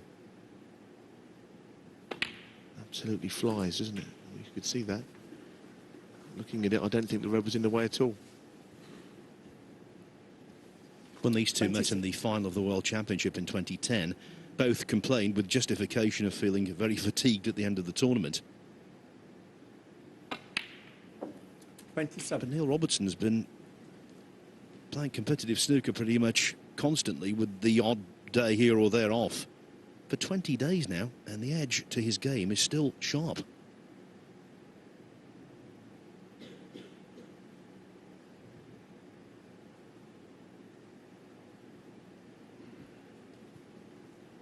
And the marathon of the mind that is the World Championship lasts 17 days.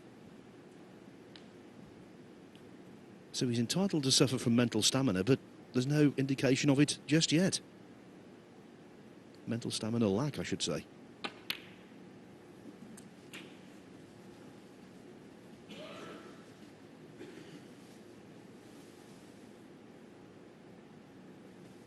$33.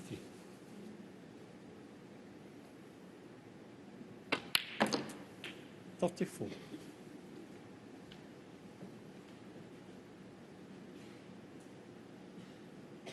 A little dangerously close to that red, but he can get through to the pink.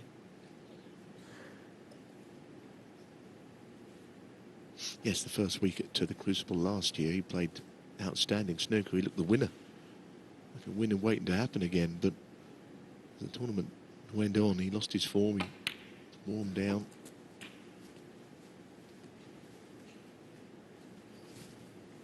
By John Higgins. He looked $1 million, and you remind yourself at the Crucible sometimes that it is a long tournament. Almost the person that plays well in week 1 is not necessarily going to be there at the end of week 2.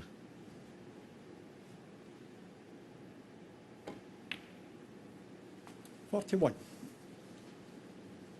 I always think about the 2015 championship. The reverse was true there. Stuart Bingham didn't do a great deal in the first couple of rounds in terms of catching the eye, but in the last 3, the quarter-final, semi-final and final, he was absolutely outstanding. 46. Peaking at the right time.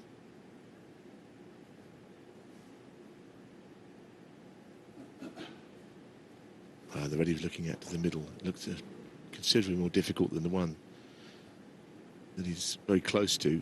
I guess position on his next colour is a little bit more awkward.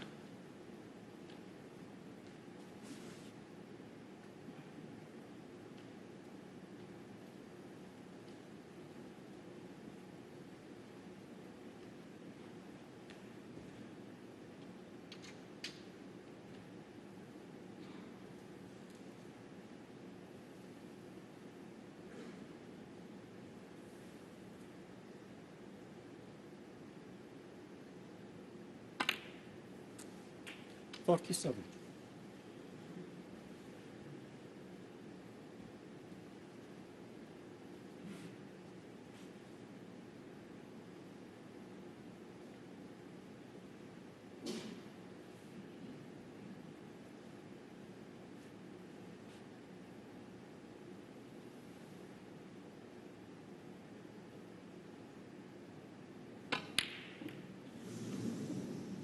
Wow. Robertson, Did 47. the ping hit something on the way through? Something seemed to move there that I didn't expect to move, watching it from the overhead. Yeah, he hit the red, I think. That was why he missed it.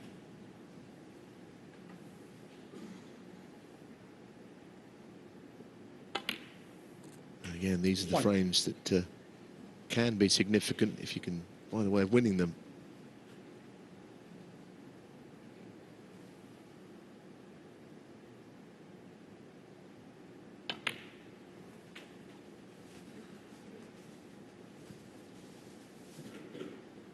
Six.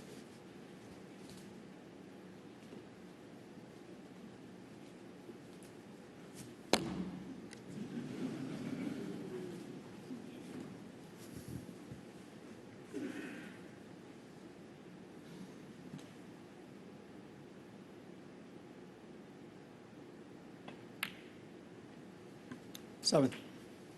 One awkward red, one pretty awkward pink. Apart from that, well, it's not ideal. It's not a bad table at all, this.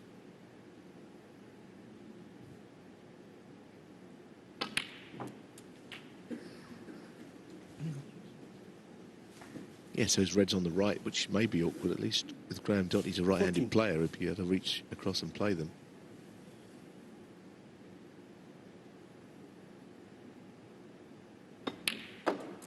$15.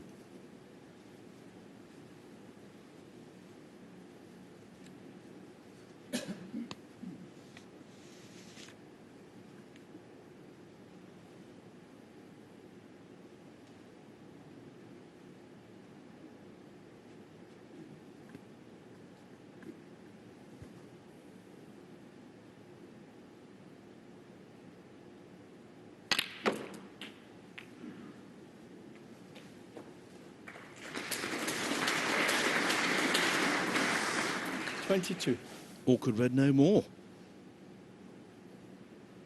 But by disturbing that on purpose, has he sacrificed position now?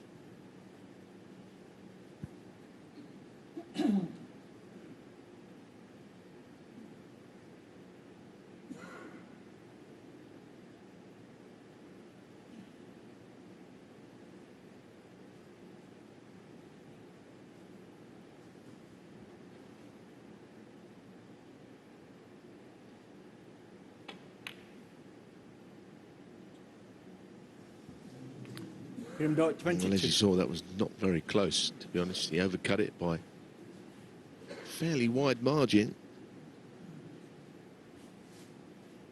It didn't strike me that he particularly fancied it when he was behind the shot.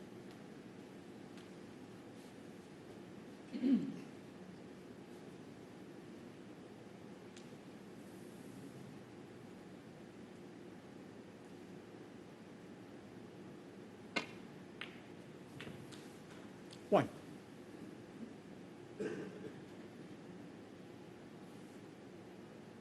You can never be sure if you're playing a thin cut like that, you're going to be on the next ball. The cue ball just runs a bit out of control sometimes. You concentrate on the pot so much.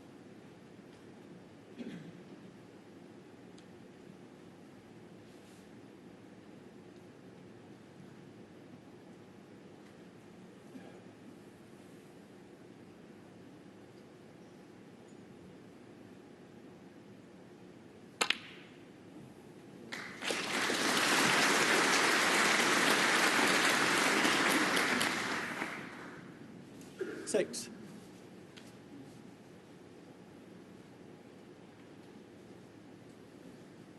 Well, it was a good pot on the blue, as acknowledged by the crowd, but another one required here. Fine clip, this.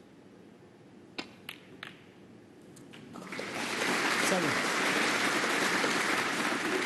And still Whitey won't play ball. Yeah, but you know what's happening next. I mean, it really would take a good escape from the snooker, because that's what he's going to be in.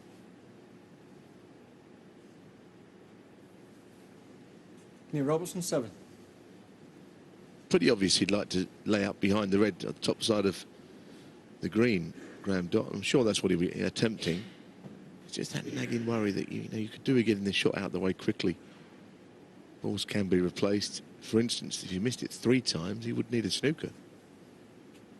I'm not saying he will, but it's one of the shots that could go astray.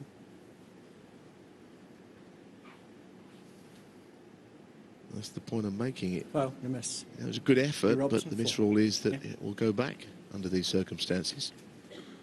And he doesn't really want it to come down to the last effort, because then he's got to go all out to hit it and he might leave it. So this is the time he has to hit it, really. Yeah. Or else Yeah. he's at a big disadvantage in the frame.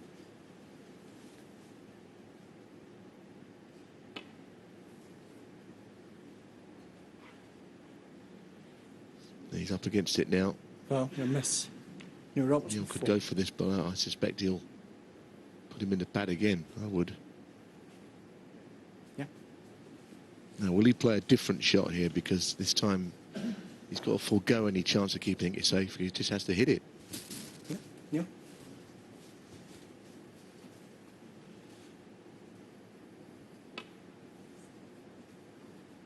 That's it. I'm afraid he had to do that, I think.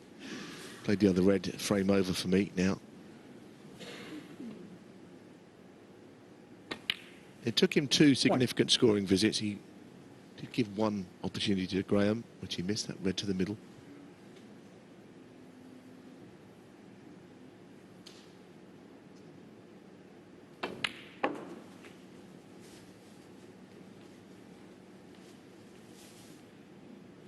Six.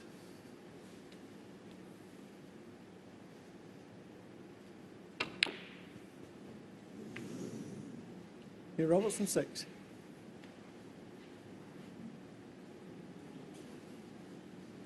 Wasn't quite sure whether to continue on. When he realised he could see the red directly, he decided to give it a go.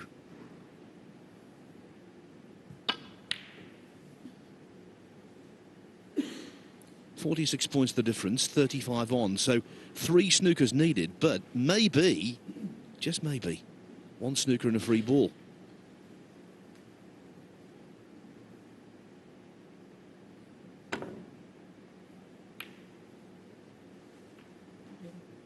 Frame conceded. Frame Neil Robertson.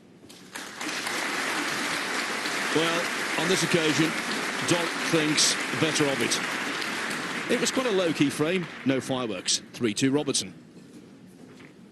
Final you, of the frame 2020 six. Coral Series. Graeme Dott to break. It's the World Grand Prix. And going head-to-head in the title match. Graeme Dott, 3-2 adrift of Neil Robertson.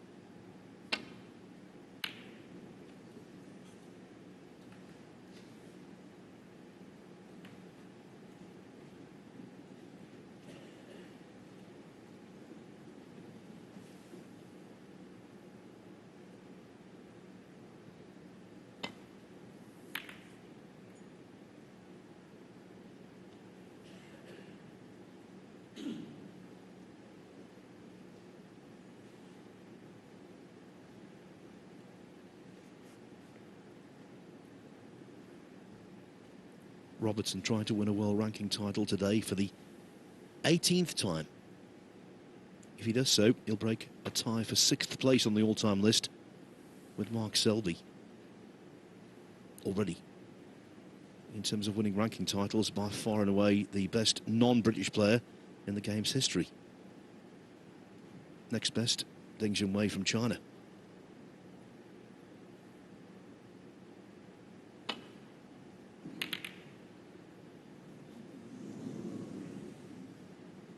It's one of those where he might have looked at that possibility, but all the balls were a long way apart there. The red, the black, and then the other red he hit. You assume it's just not going to happen, that red going over the pocket.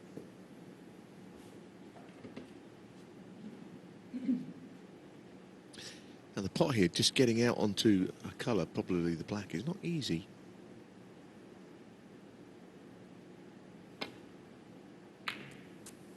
One. Oh, what a shot. What a shot. I mean, as you saw, the angle coming in towards the black means the pace has got to be perfect. That was a beautiful shot. sometimes these players make the game look easy. Trust me, this was not an easy positional shot. 8. In the States, they say he dropped it on a dime, which is our equivalent to saying dropped it on a sixpence. Fantastic. 9.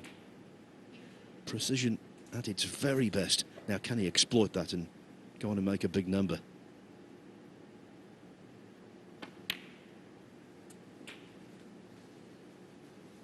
I think the danger signs might be there for Graeme Dott now, knowing that he held him early on, 16. and he knows that he's playing the man of the moment.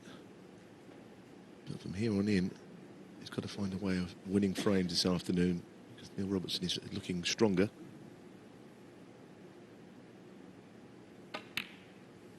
Seventeen.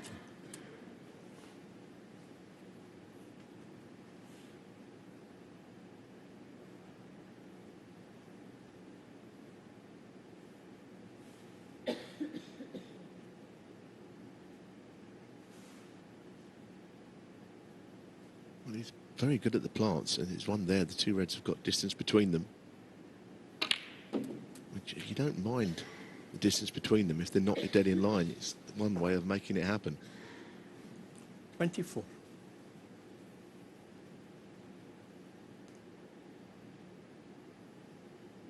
Think about this shot. If he gets the angle right, he'll just get down on the black directly.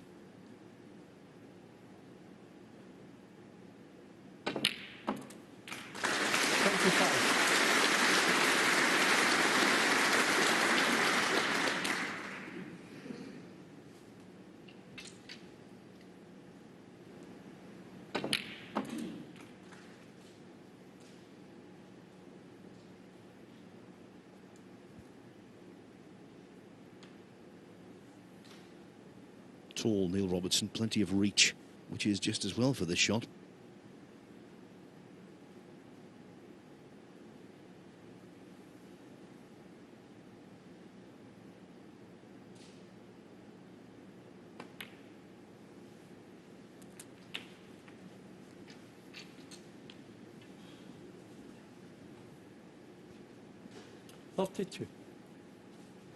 Well, this is something in there that goes to the left corner.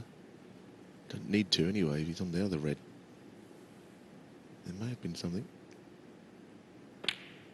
Thought he might stay around the black spot there. I was starting to get a little bit excited.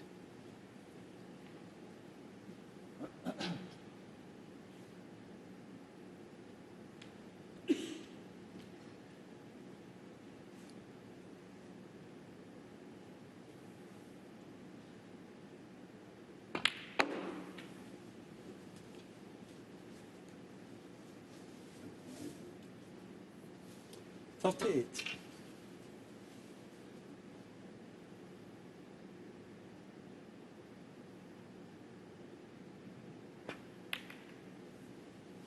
Okay, here you go. The highest break of the tournament so far is 140 from Neil Robertson during his 5-1 victory over Joe Perry. That was in the middle part of the week.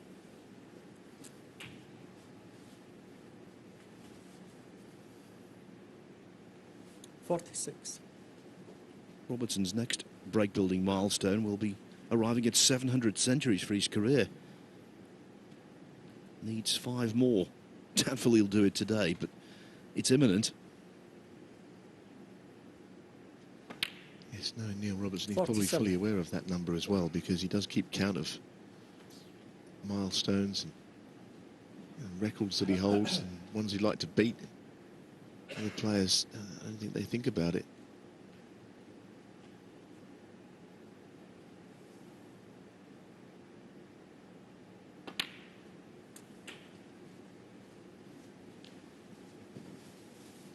We had a little look at the 54 configuration of the reds earlier in the break, and there was one available, one directly below the pink.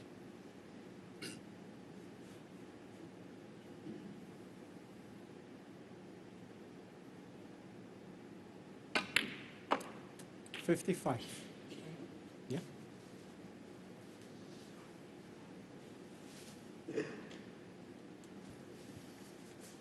Man in the middle, Leo Scullion, who was the official at the World Championship final last season.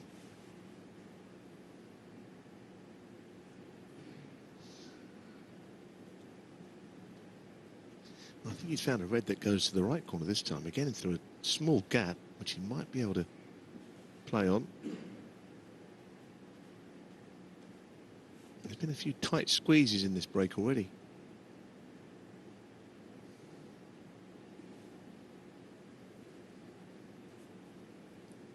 Doesn't seem entirely happy with this.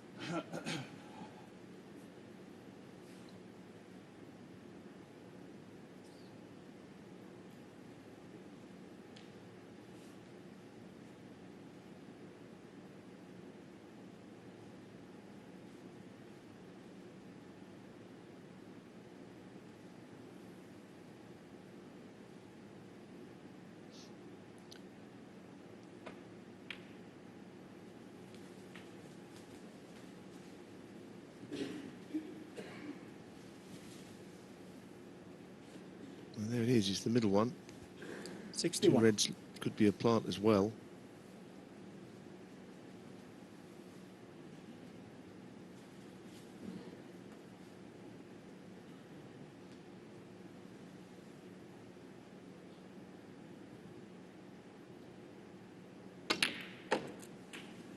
$62.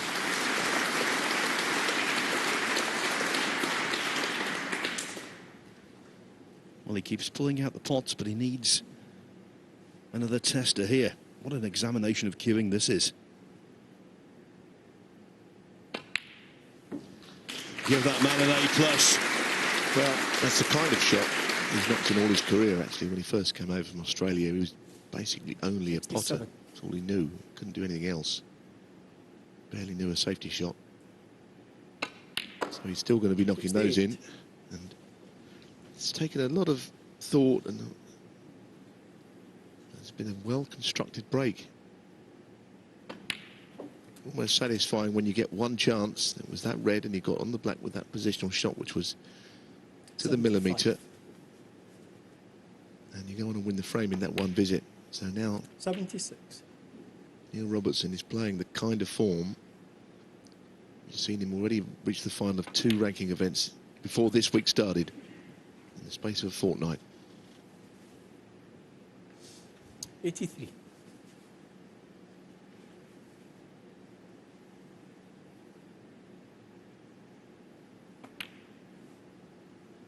$84.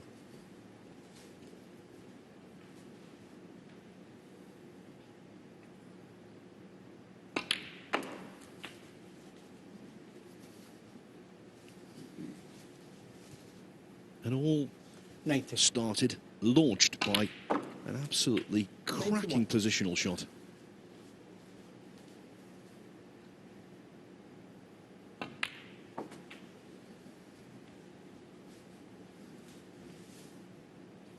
$96.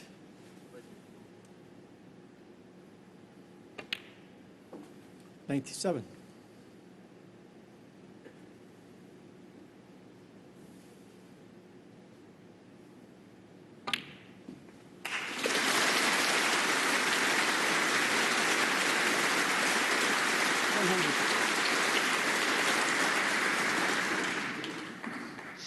Yeah, century break. Now, you think about this shot. The cue was coming towards the black, so if it's a ball's width short or too far, then you're not really on it with a good shot at all. It was perfect judgment.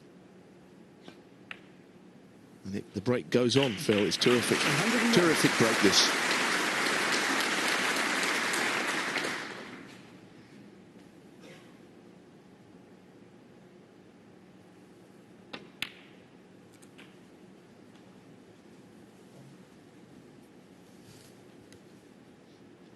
$108. $110.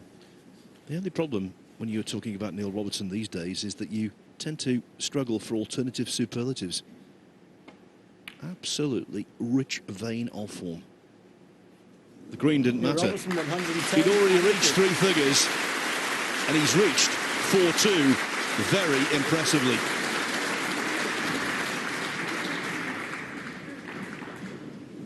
This week, but pretty much for the last 3 weeks. A beautiful break to go 4-2 ahead, give himself some breathing space, and it means he needs one of the final 2 frames of this session to take a lead into this evening.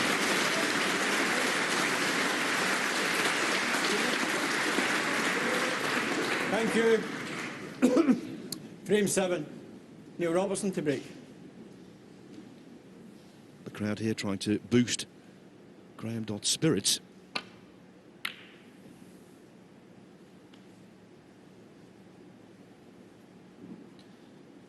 And I've got a statistic here that might boost his spirits if you knew about it.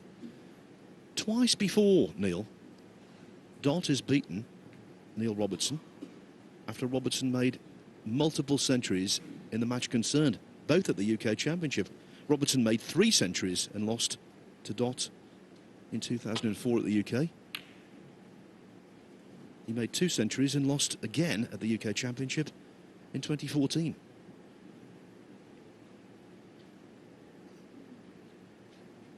Well, I mean, the thing is, a century only wins you 1 frame, because a lot of centuries win you a lot of frames. Stephen Hendry, when he made those 7 against Ken Doherty in the UK final, was it the UK final? It's going to win you 7 frames, isn't it? That's the end of that. It's going to be hard to beat him.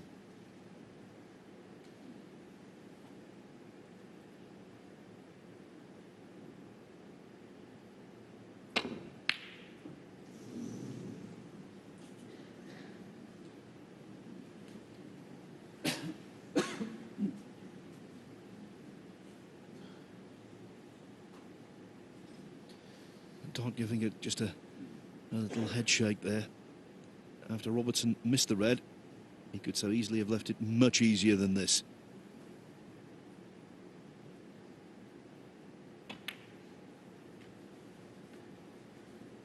Entirely sensible.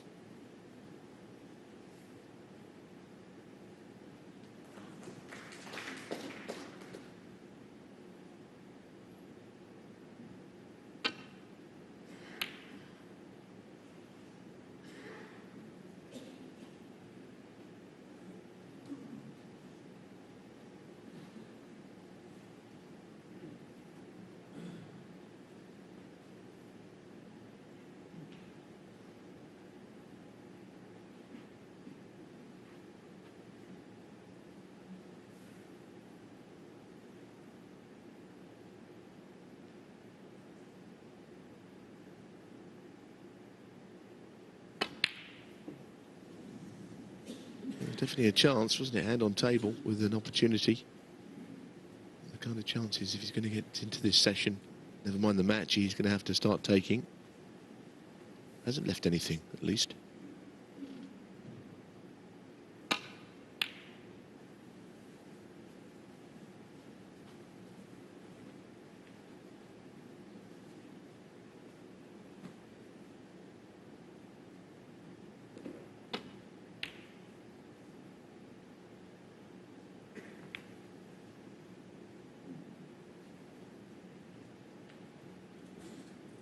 We can't overemphasise the importance of this current passage of play. The next couple of frames, if Robertson wins them both, 6-2, that would be a mountainous task for Dott coming back this evening.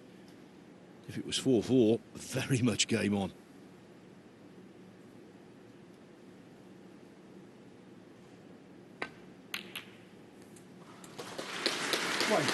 Yes, I feel that Graeme needs to get something out of these 2 frames. He really does. For the reasons you explained. It may be a long match, but little passages of play which you have to get something from to win frames. Try and stop the flow, which is certainly coming to a head here. He's playing good stuff.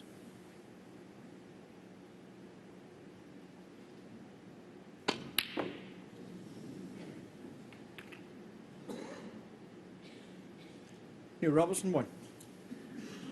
Well, Graeme will have hoped to be coming to the table with a better chance than this from an error made by his opponent.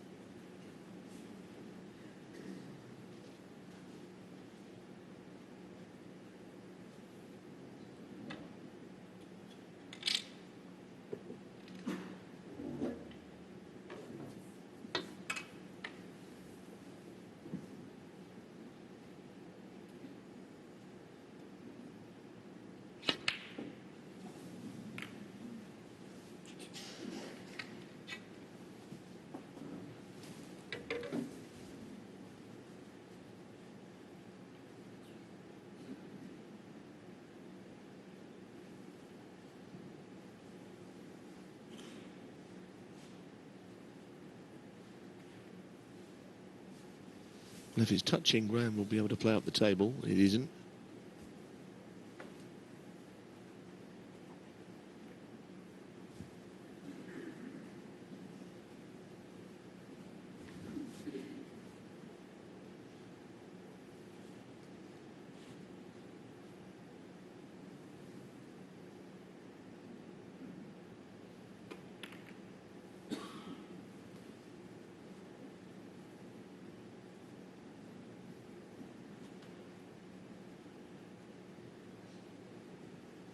Now this time he could get the cue ball up in behind the yellow. Which kind of breaks that small deadlock we had.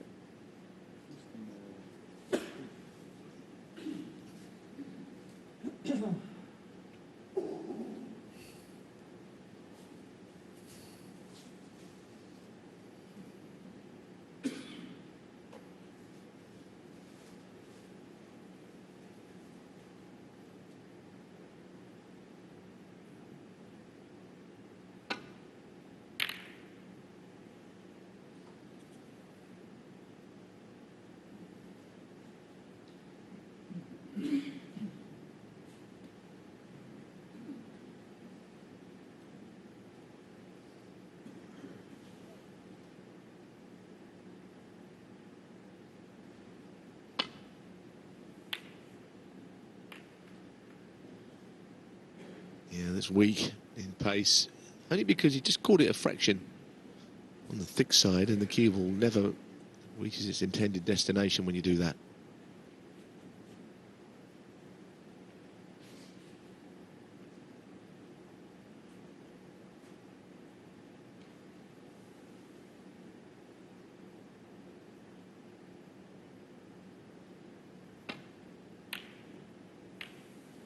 Oh, that's a mistake.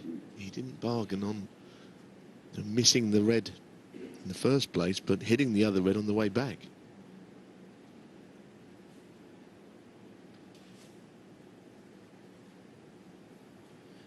Three balls he's missed now at the start of this frame, and he's left Dott nothing at all. Easy. Pots have been there, but really awkward ones. Ones you don't fancy. Like this.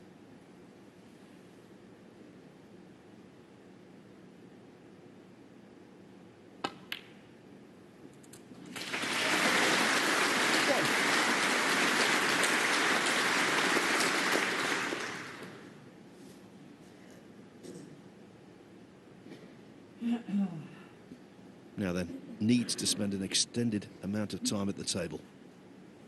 Get the cue arm lubricated.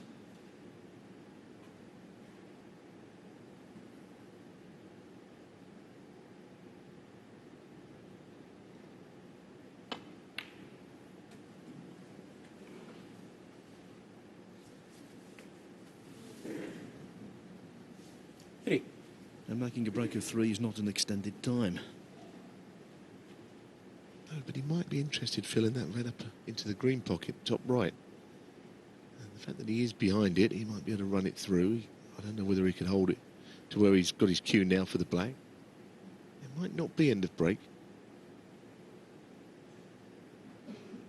You've got to try and make things happen. He would certainly like to take this on.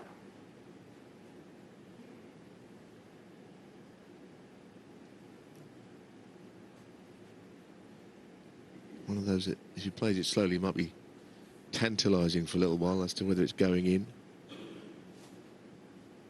Be quite a while between the time he hits it and the time it either reaches the pocket or doesn't, basically.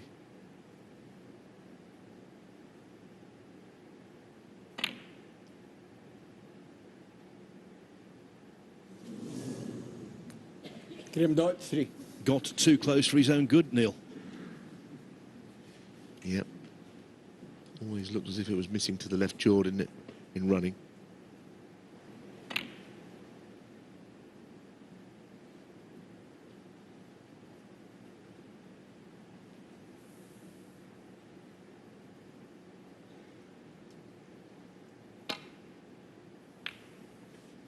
One.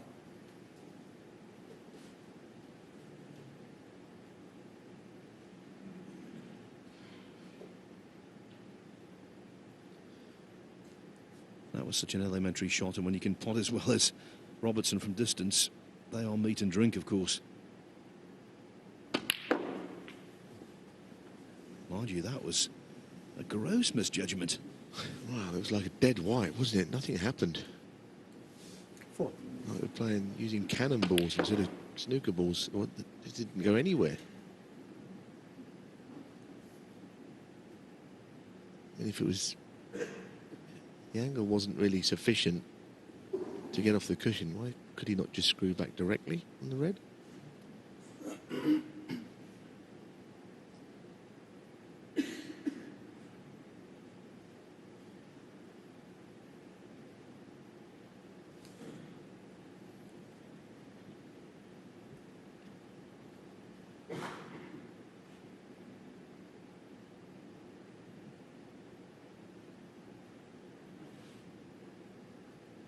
It's been a really strange start to frame 7.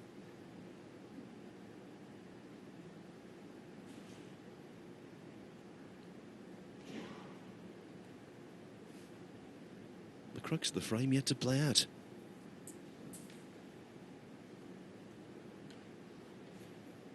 Well, he's looked over on the sort of right side of the table by the little pocket. Maybe he's thinking that he's going to go for this, leave the cue ball on to the right side. Won't leave anything if it doesn't go in.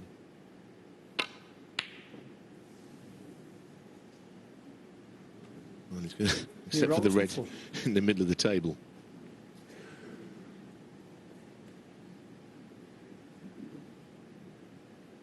Be disappointed with those last couple of shots.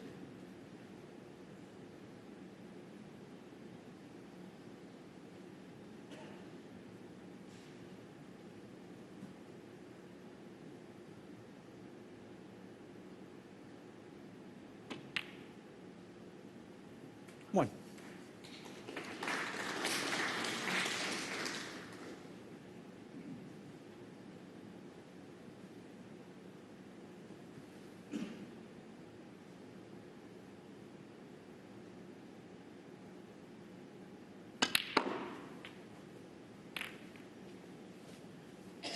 Very nice shot.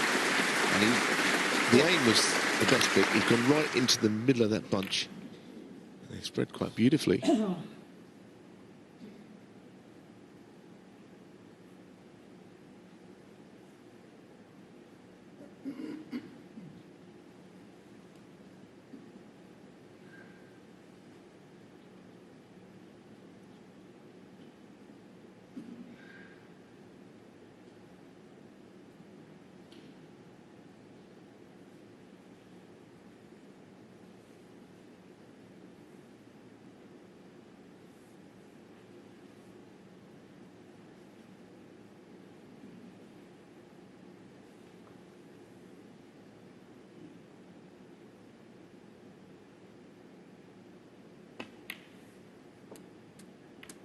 Five. He's very anxious as to whether he was on this. And what do you think at home? I reckon he's on that. There's not a lot of room, I admit.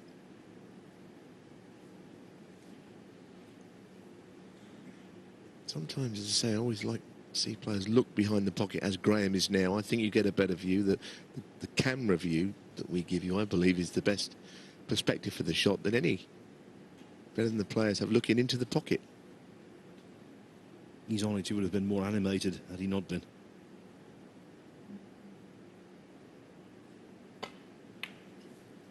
Well, mate, I think it went anyway. I'll be honest. I think he played it with some right-hand side. I think it went in the first place. It nearly stayed out, didn't it?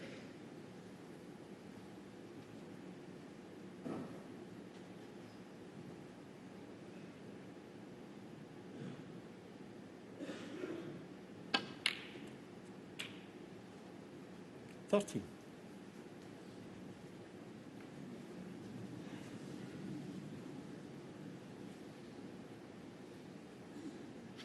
A little puff of the cheeks from Graeme Dott. He just can't believe how difficult this little break is proving. The last thing he really wants to do is roll up behind the yellow. He's got to plot the blue. He's nowhere near his next red, but he's got to find a way of keeping this break alive.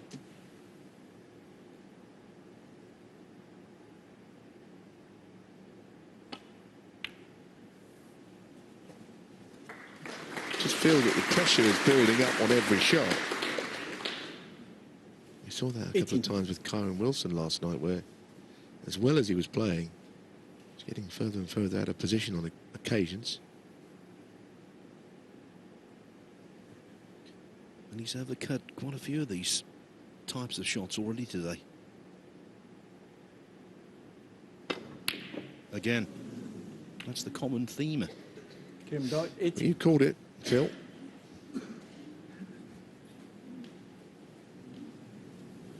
Oh, he's done all sorts of damage here. Slumps in his chair. Something had to give there. The shots were getting more difficult all the way through that break.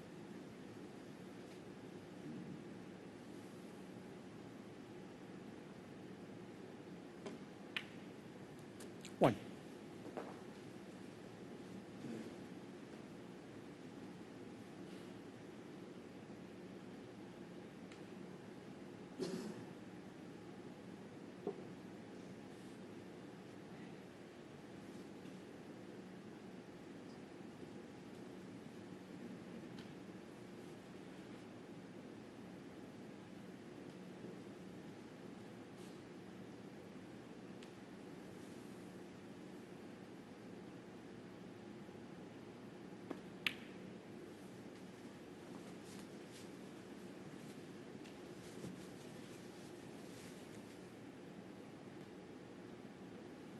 Seven.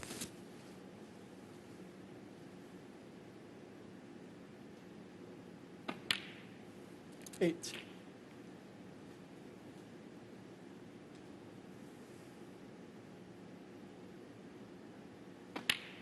It's been a difficult frame so far, but on this opportunity that Robertson has, the balls are in pretty orthodox positions now. There's no obvious reason why he shouldn't go on and make quite a few here.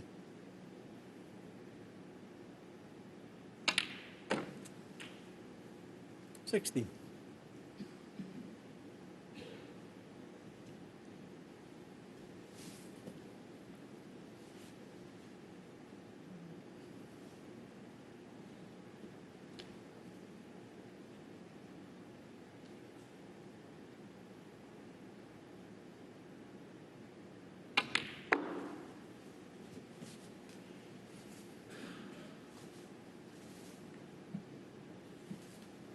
$21.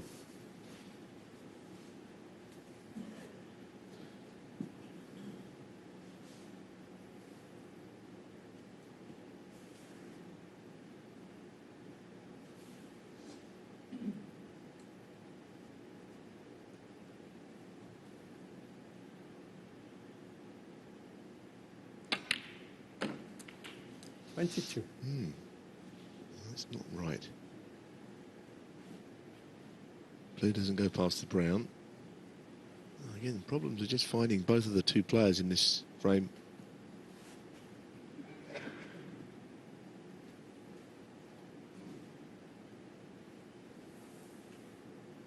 Now he's got to play a recovery shot.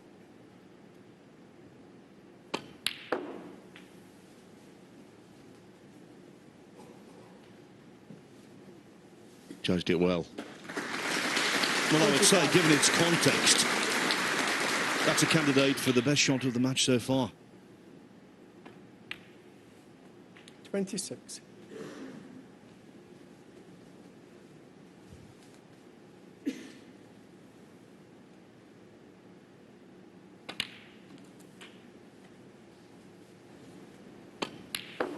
Very solid sound about that shot when he hit the back of the pocket. 33.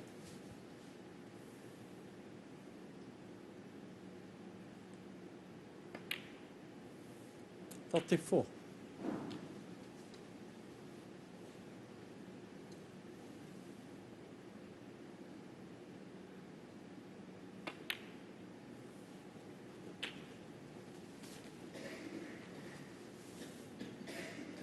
$41.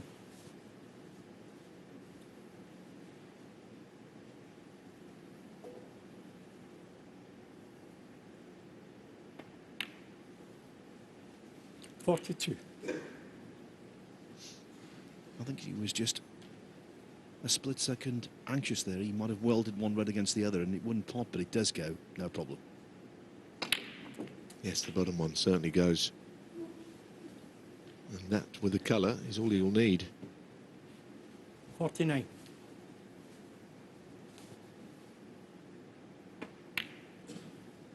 $50.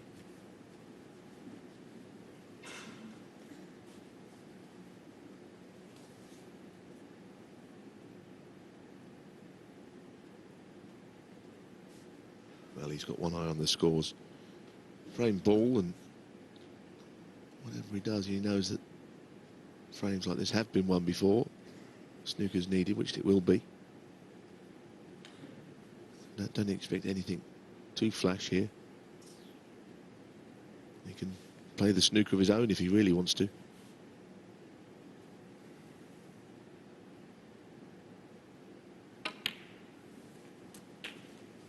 Yeah, I think he might try and pot the red up into the pocket just past the brown there and 57. leave the snooker behind the pink.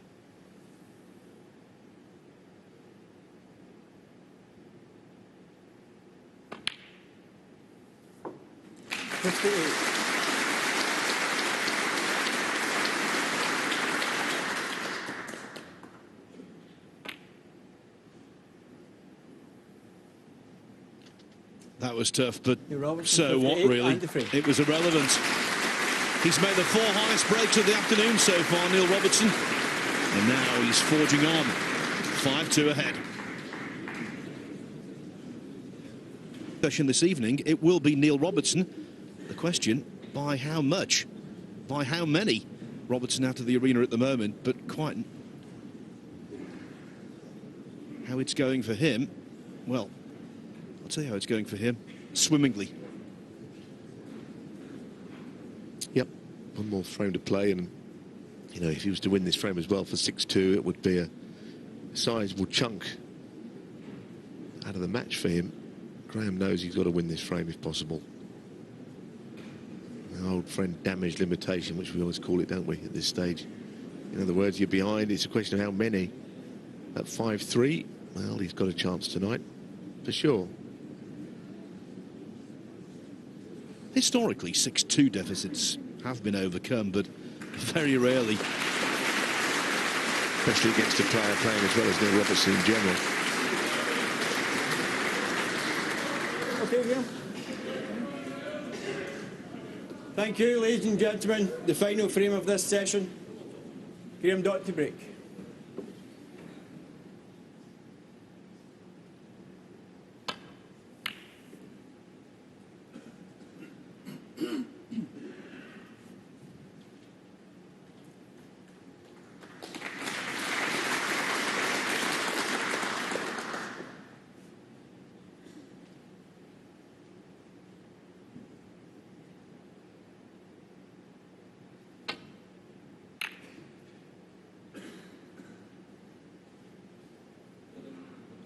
Well, he's overhit that shot. Graeme Dott can get his hand on the table. He'll have a long red to go at.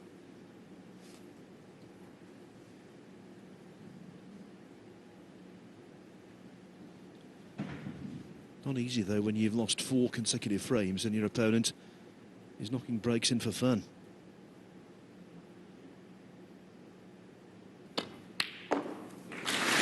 Better. But the cue ball just drifted on. Yeah, which could be a blessing in disguise. If he gets this, nudges a few reds out of the bunch, could be in his favour where he's finished.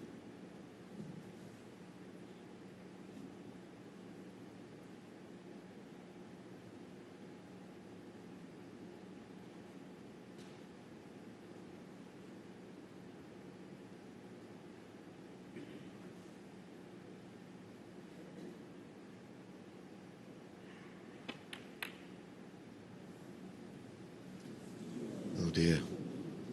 Graeme Dott, 1. Didn't play it with a great deal of confidence. Thought he might just go a bit lower on the cue ball, but maybe that wasn't on. Maybe it was thinner than I first saw. He hit it too thin as well.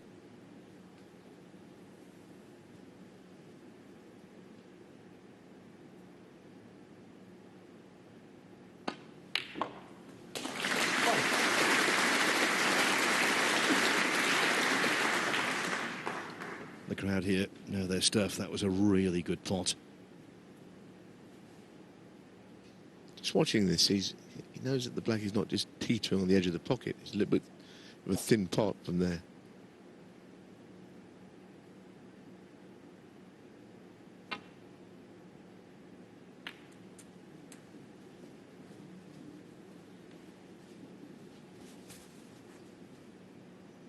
Eight.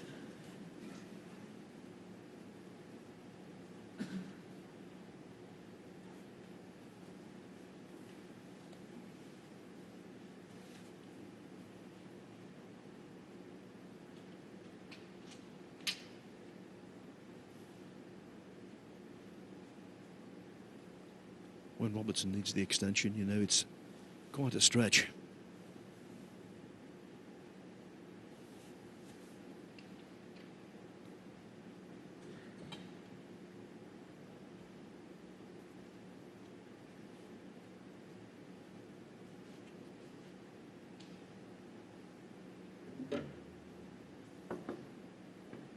Yeah, too much of a stretch. Decided to use the rest instead. He put the extension on the cue.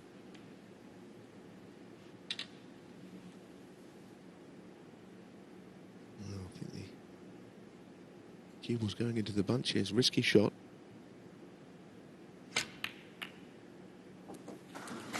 But it was an element of control, though.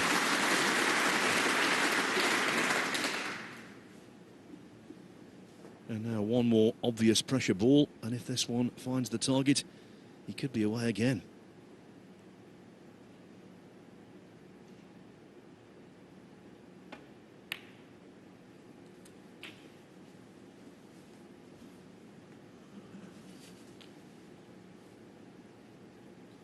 $16. Can't quite believe he found the gap there. Has he got a recovery plant, maybe? Doesn't look all that appetising.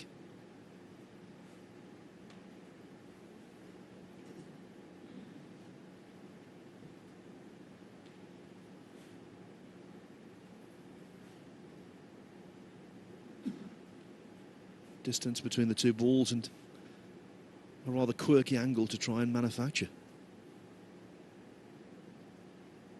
He likes a plant. There's another one.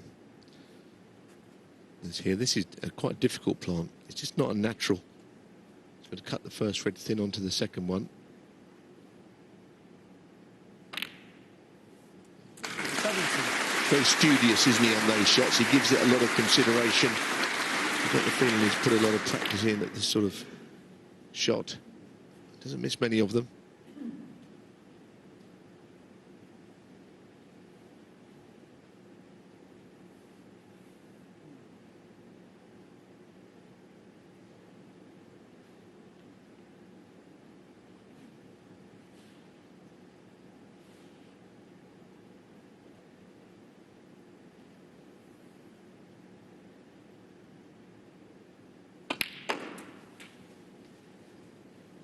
This time he's on that red that he failed to get on last time.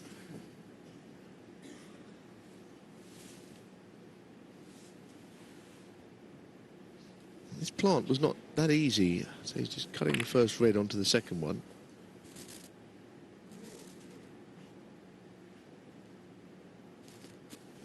Thank you. 23.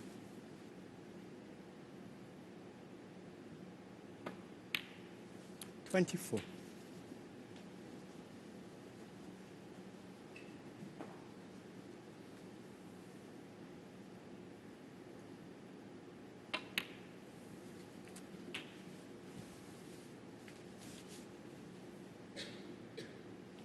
$31.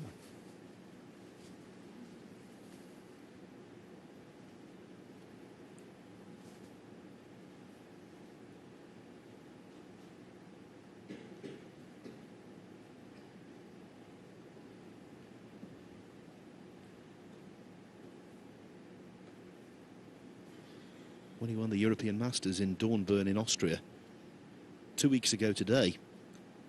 That was Australia Day.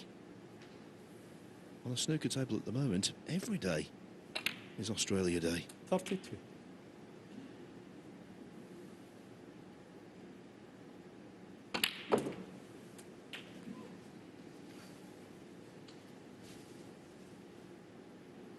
$39.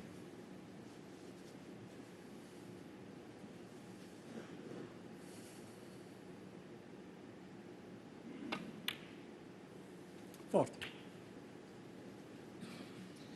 he'd be mindful of using his prowess at plants, so he doesn't manage to plant a red in here if he goes into the bunch,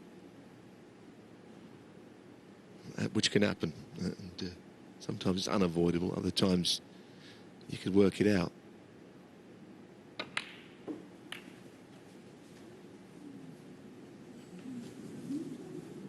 Foul. I think he knew it was on, and I think he tried to play it slowly enough to be on it. I mean, if it was on, I guess he did.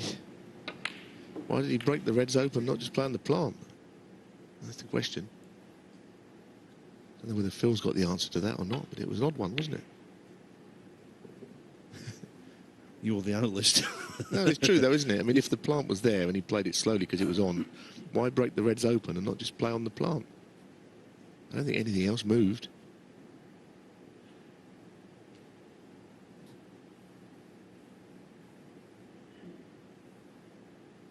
I just thought I'd bring you in there, Phil, see if you had the answers I didn't have. When that happens, Neil, it's time to retire.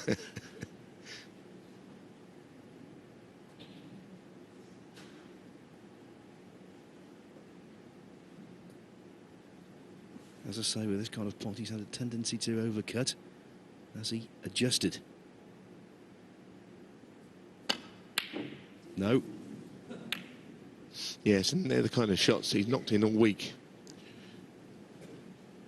Just when he really needs to start knocking in more of them, they're not going in now.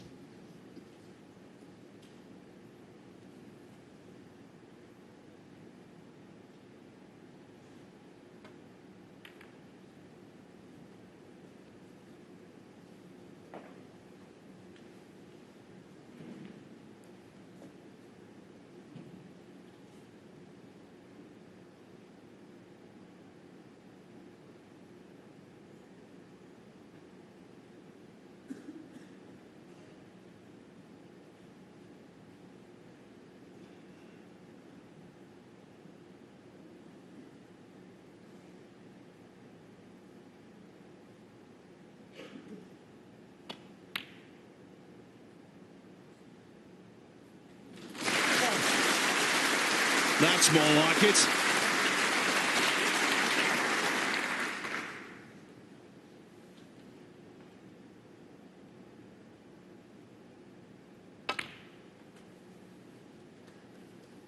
Yes, there's a red in the middle of the bunch which goes. Bit of a grimace from 6. Graeme. He's gone a little too far on it for comfort. It still goes from there. Get to it all right.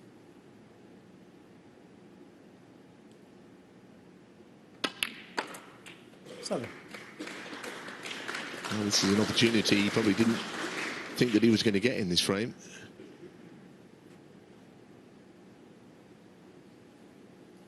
When Neil Robertson was on a break of 40 and he was getting the reds open, he might have thought that was his last frame of the session. The last shot of the session, I mean.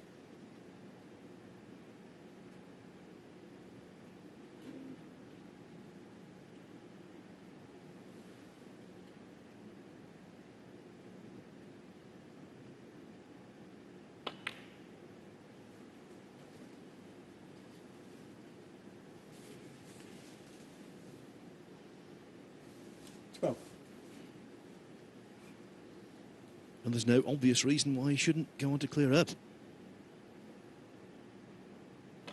No troublesome ball here at all. 13.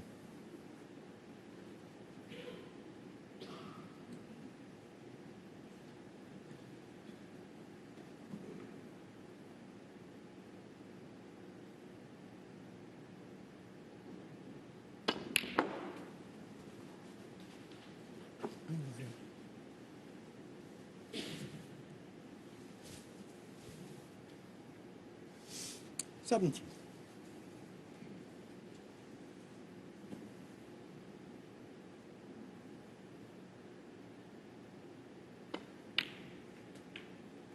$18.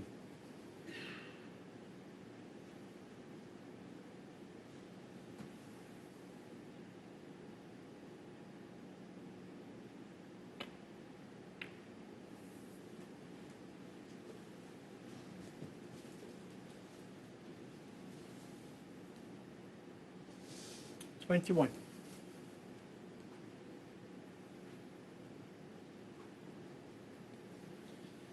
Ideally, you would have liked to go into the two reds close together in plotting this red, but of course, with this angle, there's no way. 22.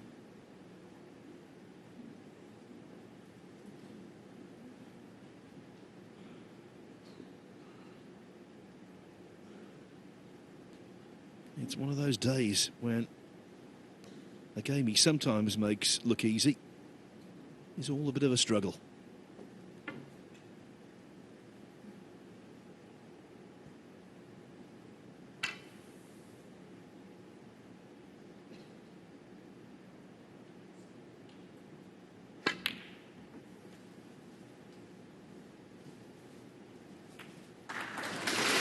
Well, it's a terrific shot. I know he's not on the red perfectly, but to pop the ground with the rest and get what was not a very big target.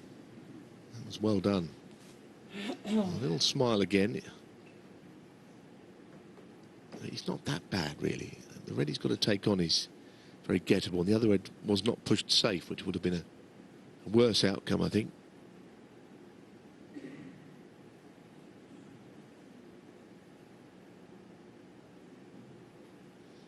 He's had a couple of shots like this already today that have gone towards that far jaw. That one was near jaw. Graeme Dott, 26. Well, he's got second prize.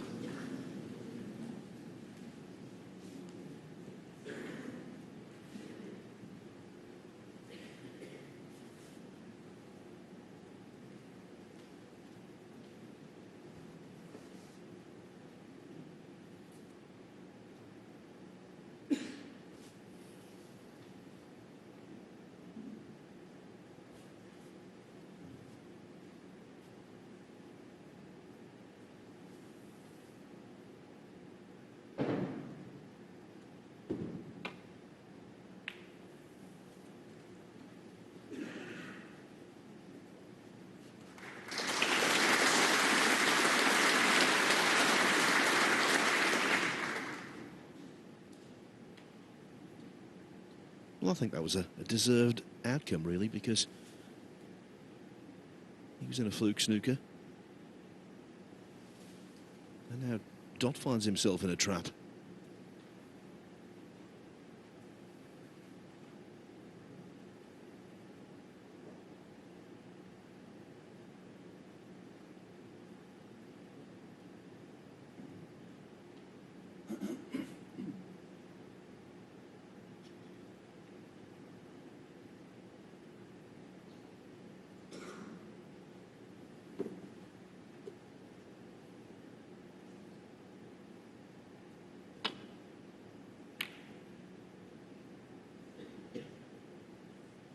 It's a pretty good shot, in fact. He has left something of a shot to nothing for Neil Robertson, which you get the feeling he'll take on with some glee, because if it goes in, the frame might well be his. You've got to watch that you don't leave the red on if you miss it. He's not missing many of those sort of shots, though, is he, these days? Now, here's a interesting one. If he was straight on the brown to the bottom right, I think he'd play it to take the frame. He's got the absolute cast iron snooker that he can put Graeme in. It'll be advantage Robertson, but not guaranteed to win the frame from there. 25 years ago, it's a no-brainer. Modern snooker, it's a dilemma. Doesn't want to get too fancy here. The snooker has got to be hit, and worry about too many other things. Neil Robertson 1. It may not be difficult to hit, but it's difficult to be sure of leaving it safe.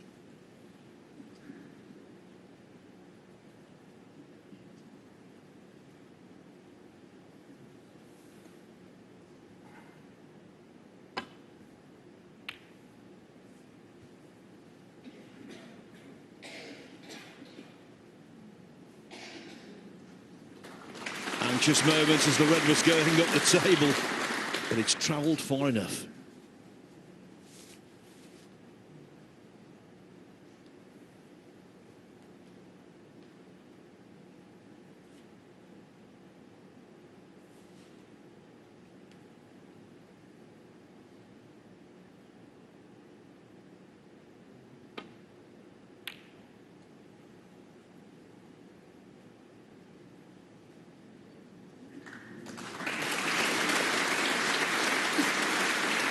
Silk. Yeah, this is worse than the first one he was in. Horrible, because there's always the chance of hitting the black or leaving a free ball, or even if you do hit it, leaving it on. Yeah, nasty biz of this snooker.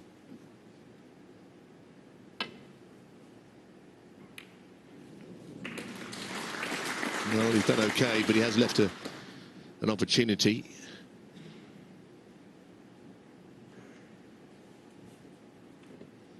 He knocks in so many pots of this ilk.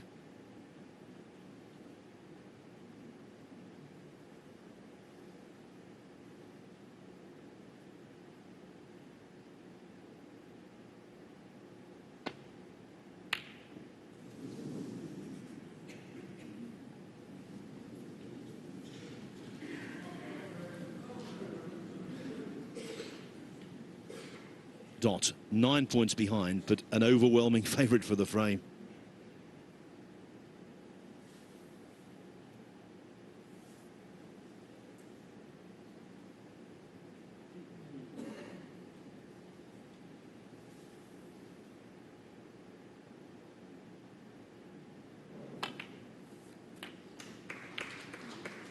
One.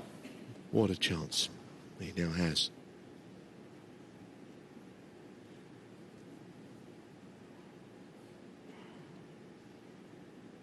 Now he's just wondering about how's he going to pop the green with the blue there. He wouldn't usually take the blue to get on the yellow here, I suppose, but yellow to green with the blue blocking the green pocket would cause him a bigger problem than anything else.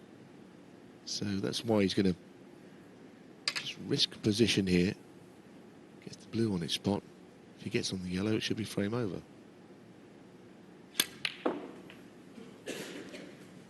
Yep, that was good thinking and very well executed. So just a few shots here, which he looks a good thing to get, but he's still got to do it.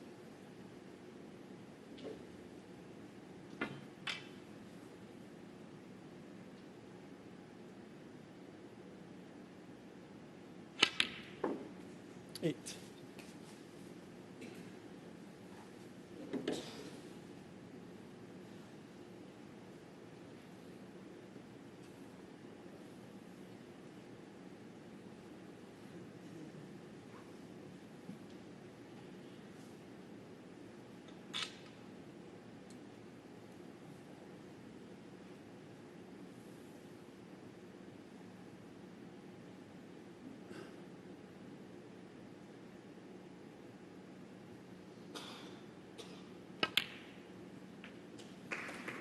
Well, he wasn't comfortable at all on the shot.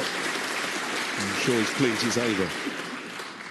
The only possible way this could go wrong is if he finishes the wrong side of the blue and goes up and down. Even then, where the pink is, you'd fancy him.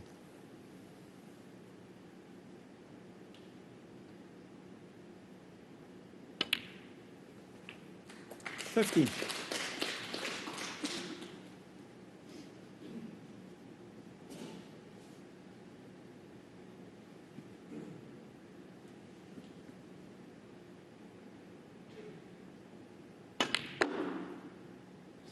$20. Similar to the second frame, this, where Robertson was in command and couldn't quite get over the line. And Dott had a little bit of good fortune at the right time and kept on fighting.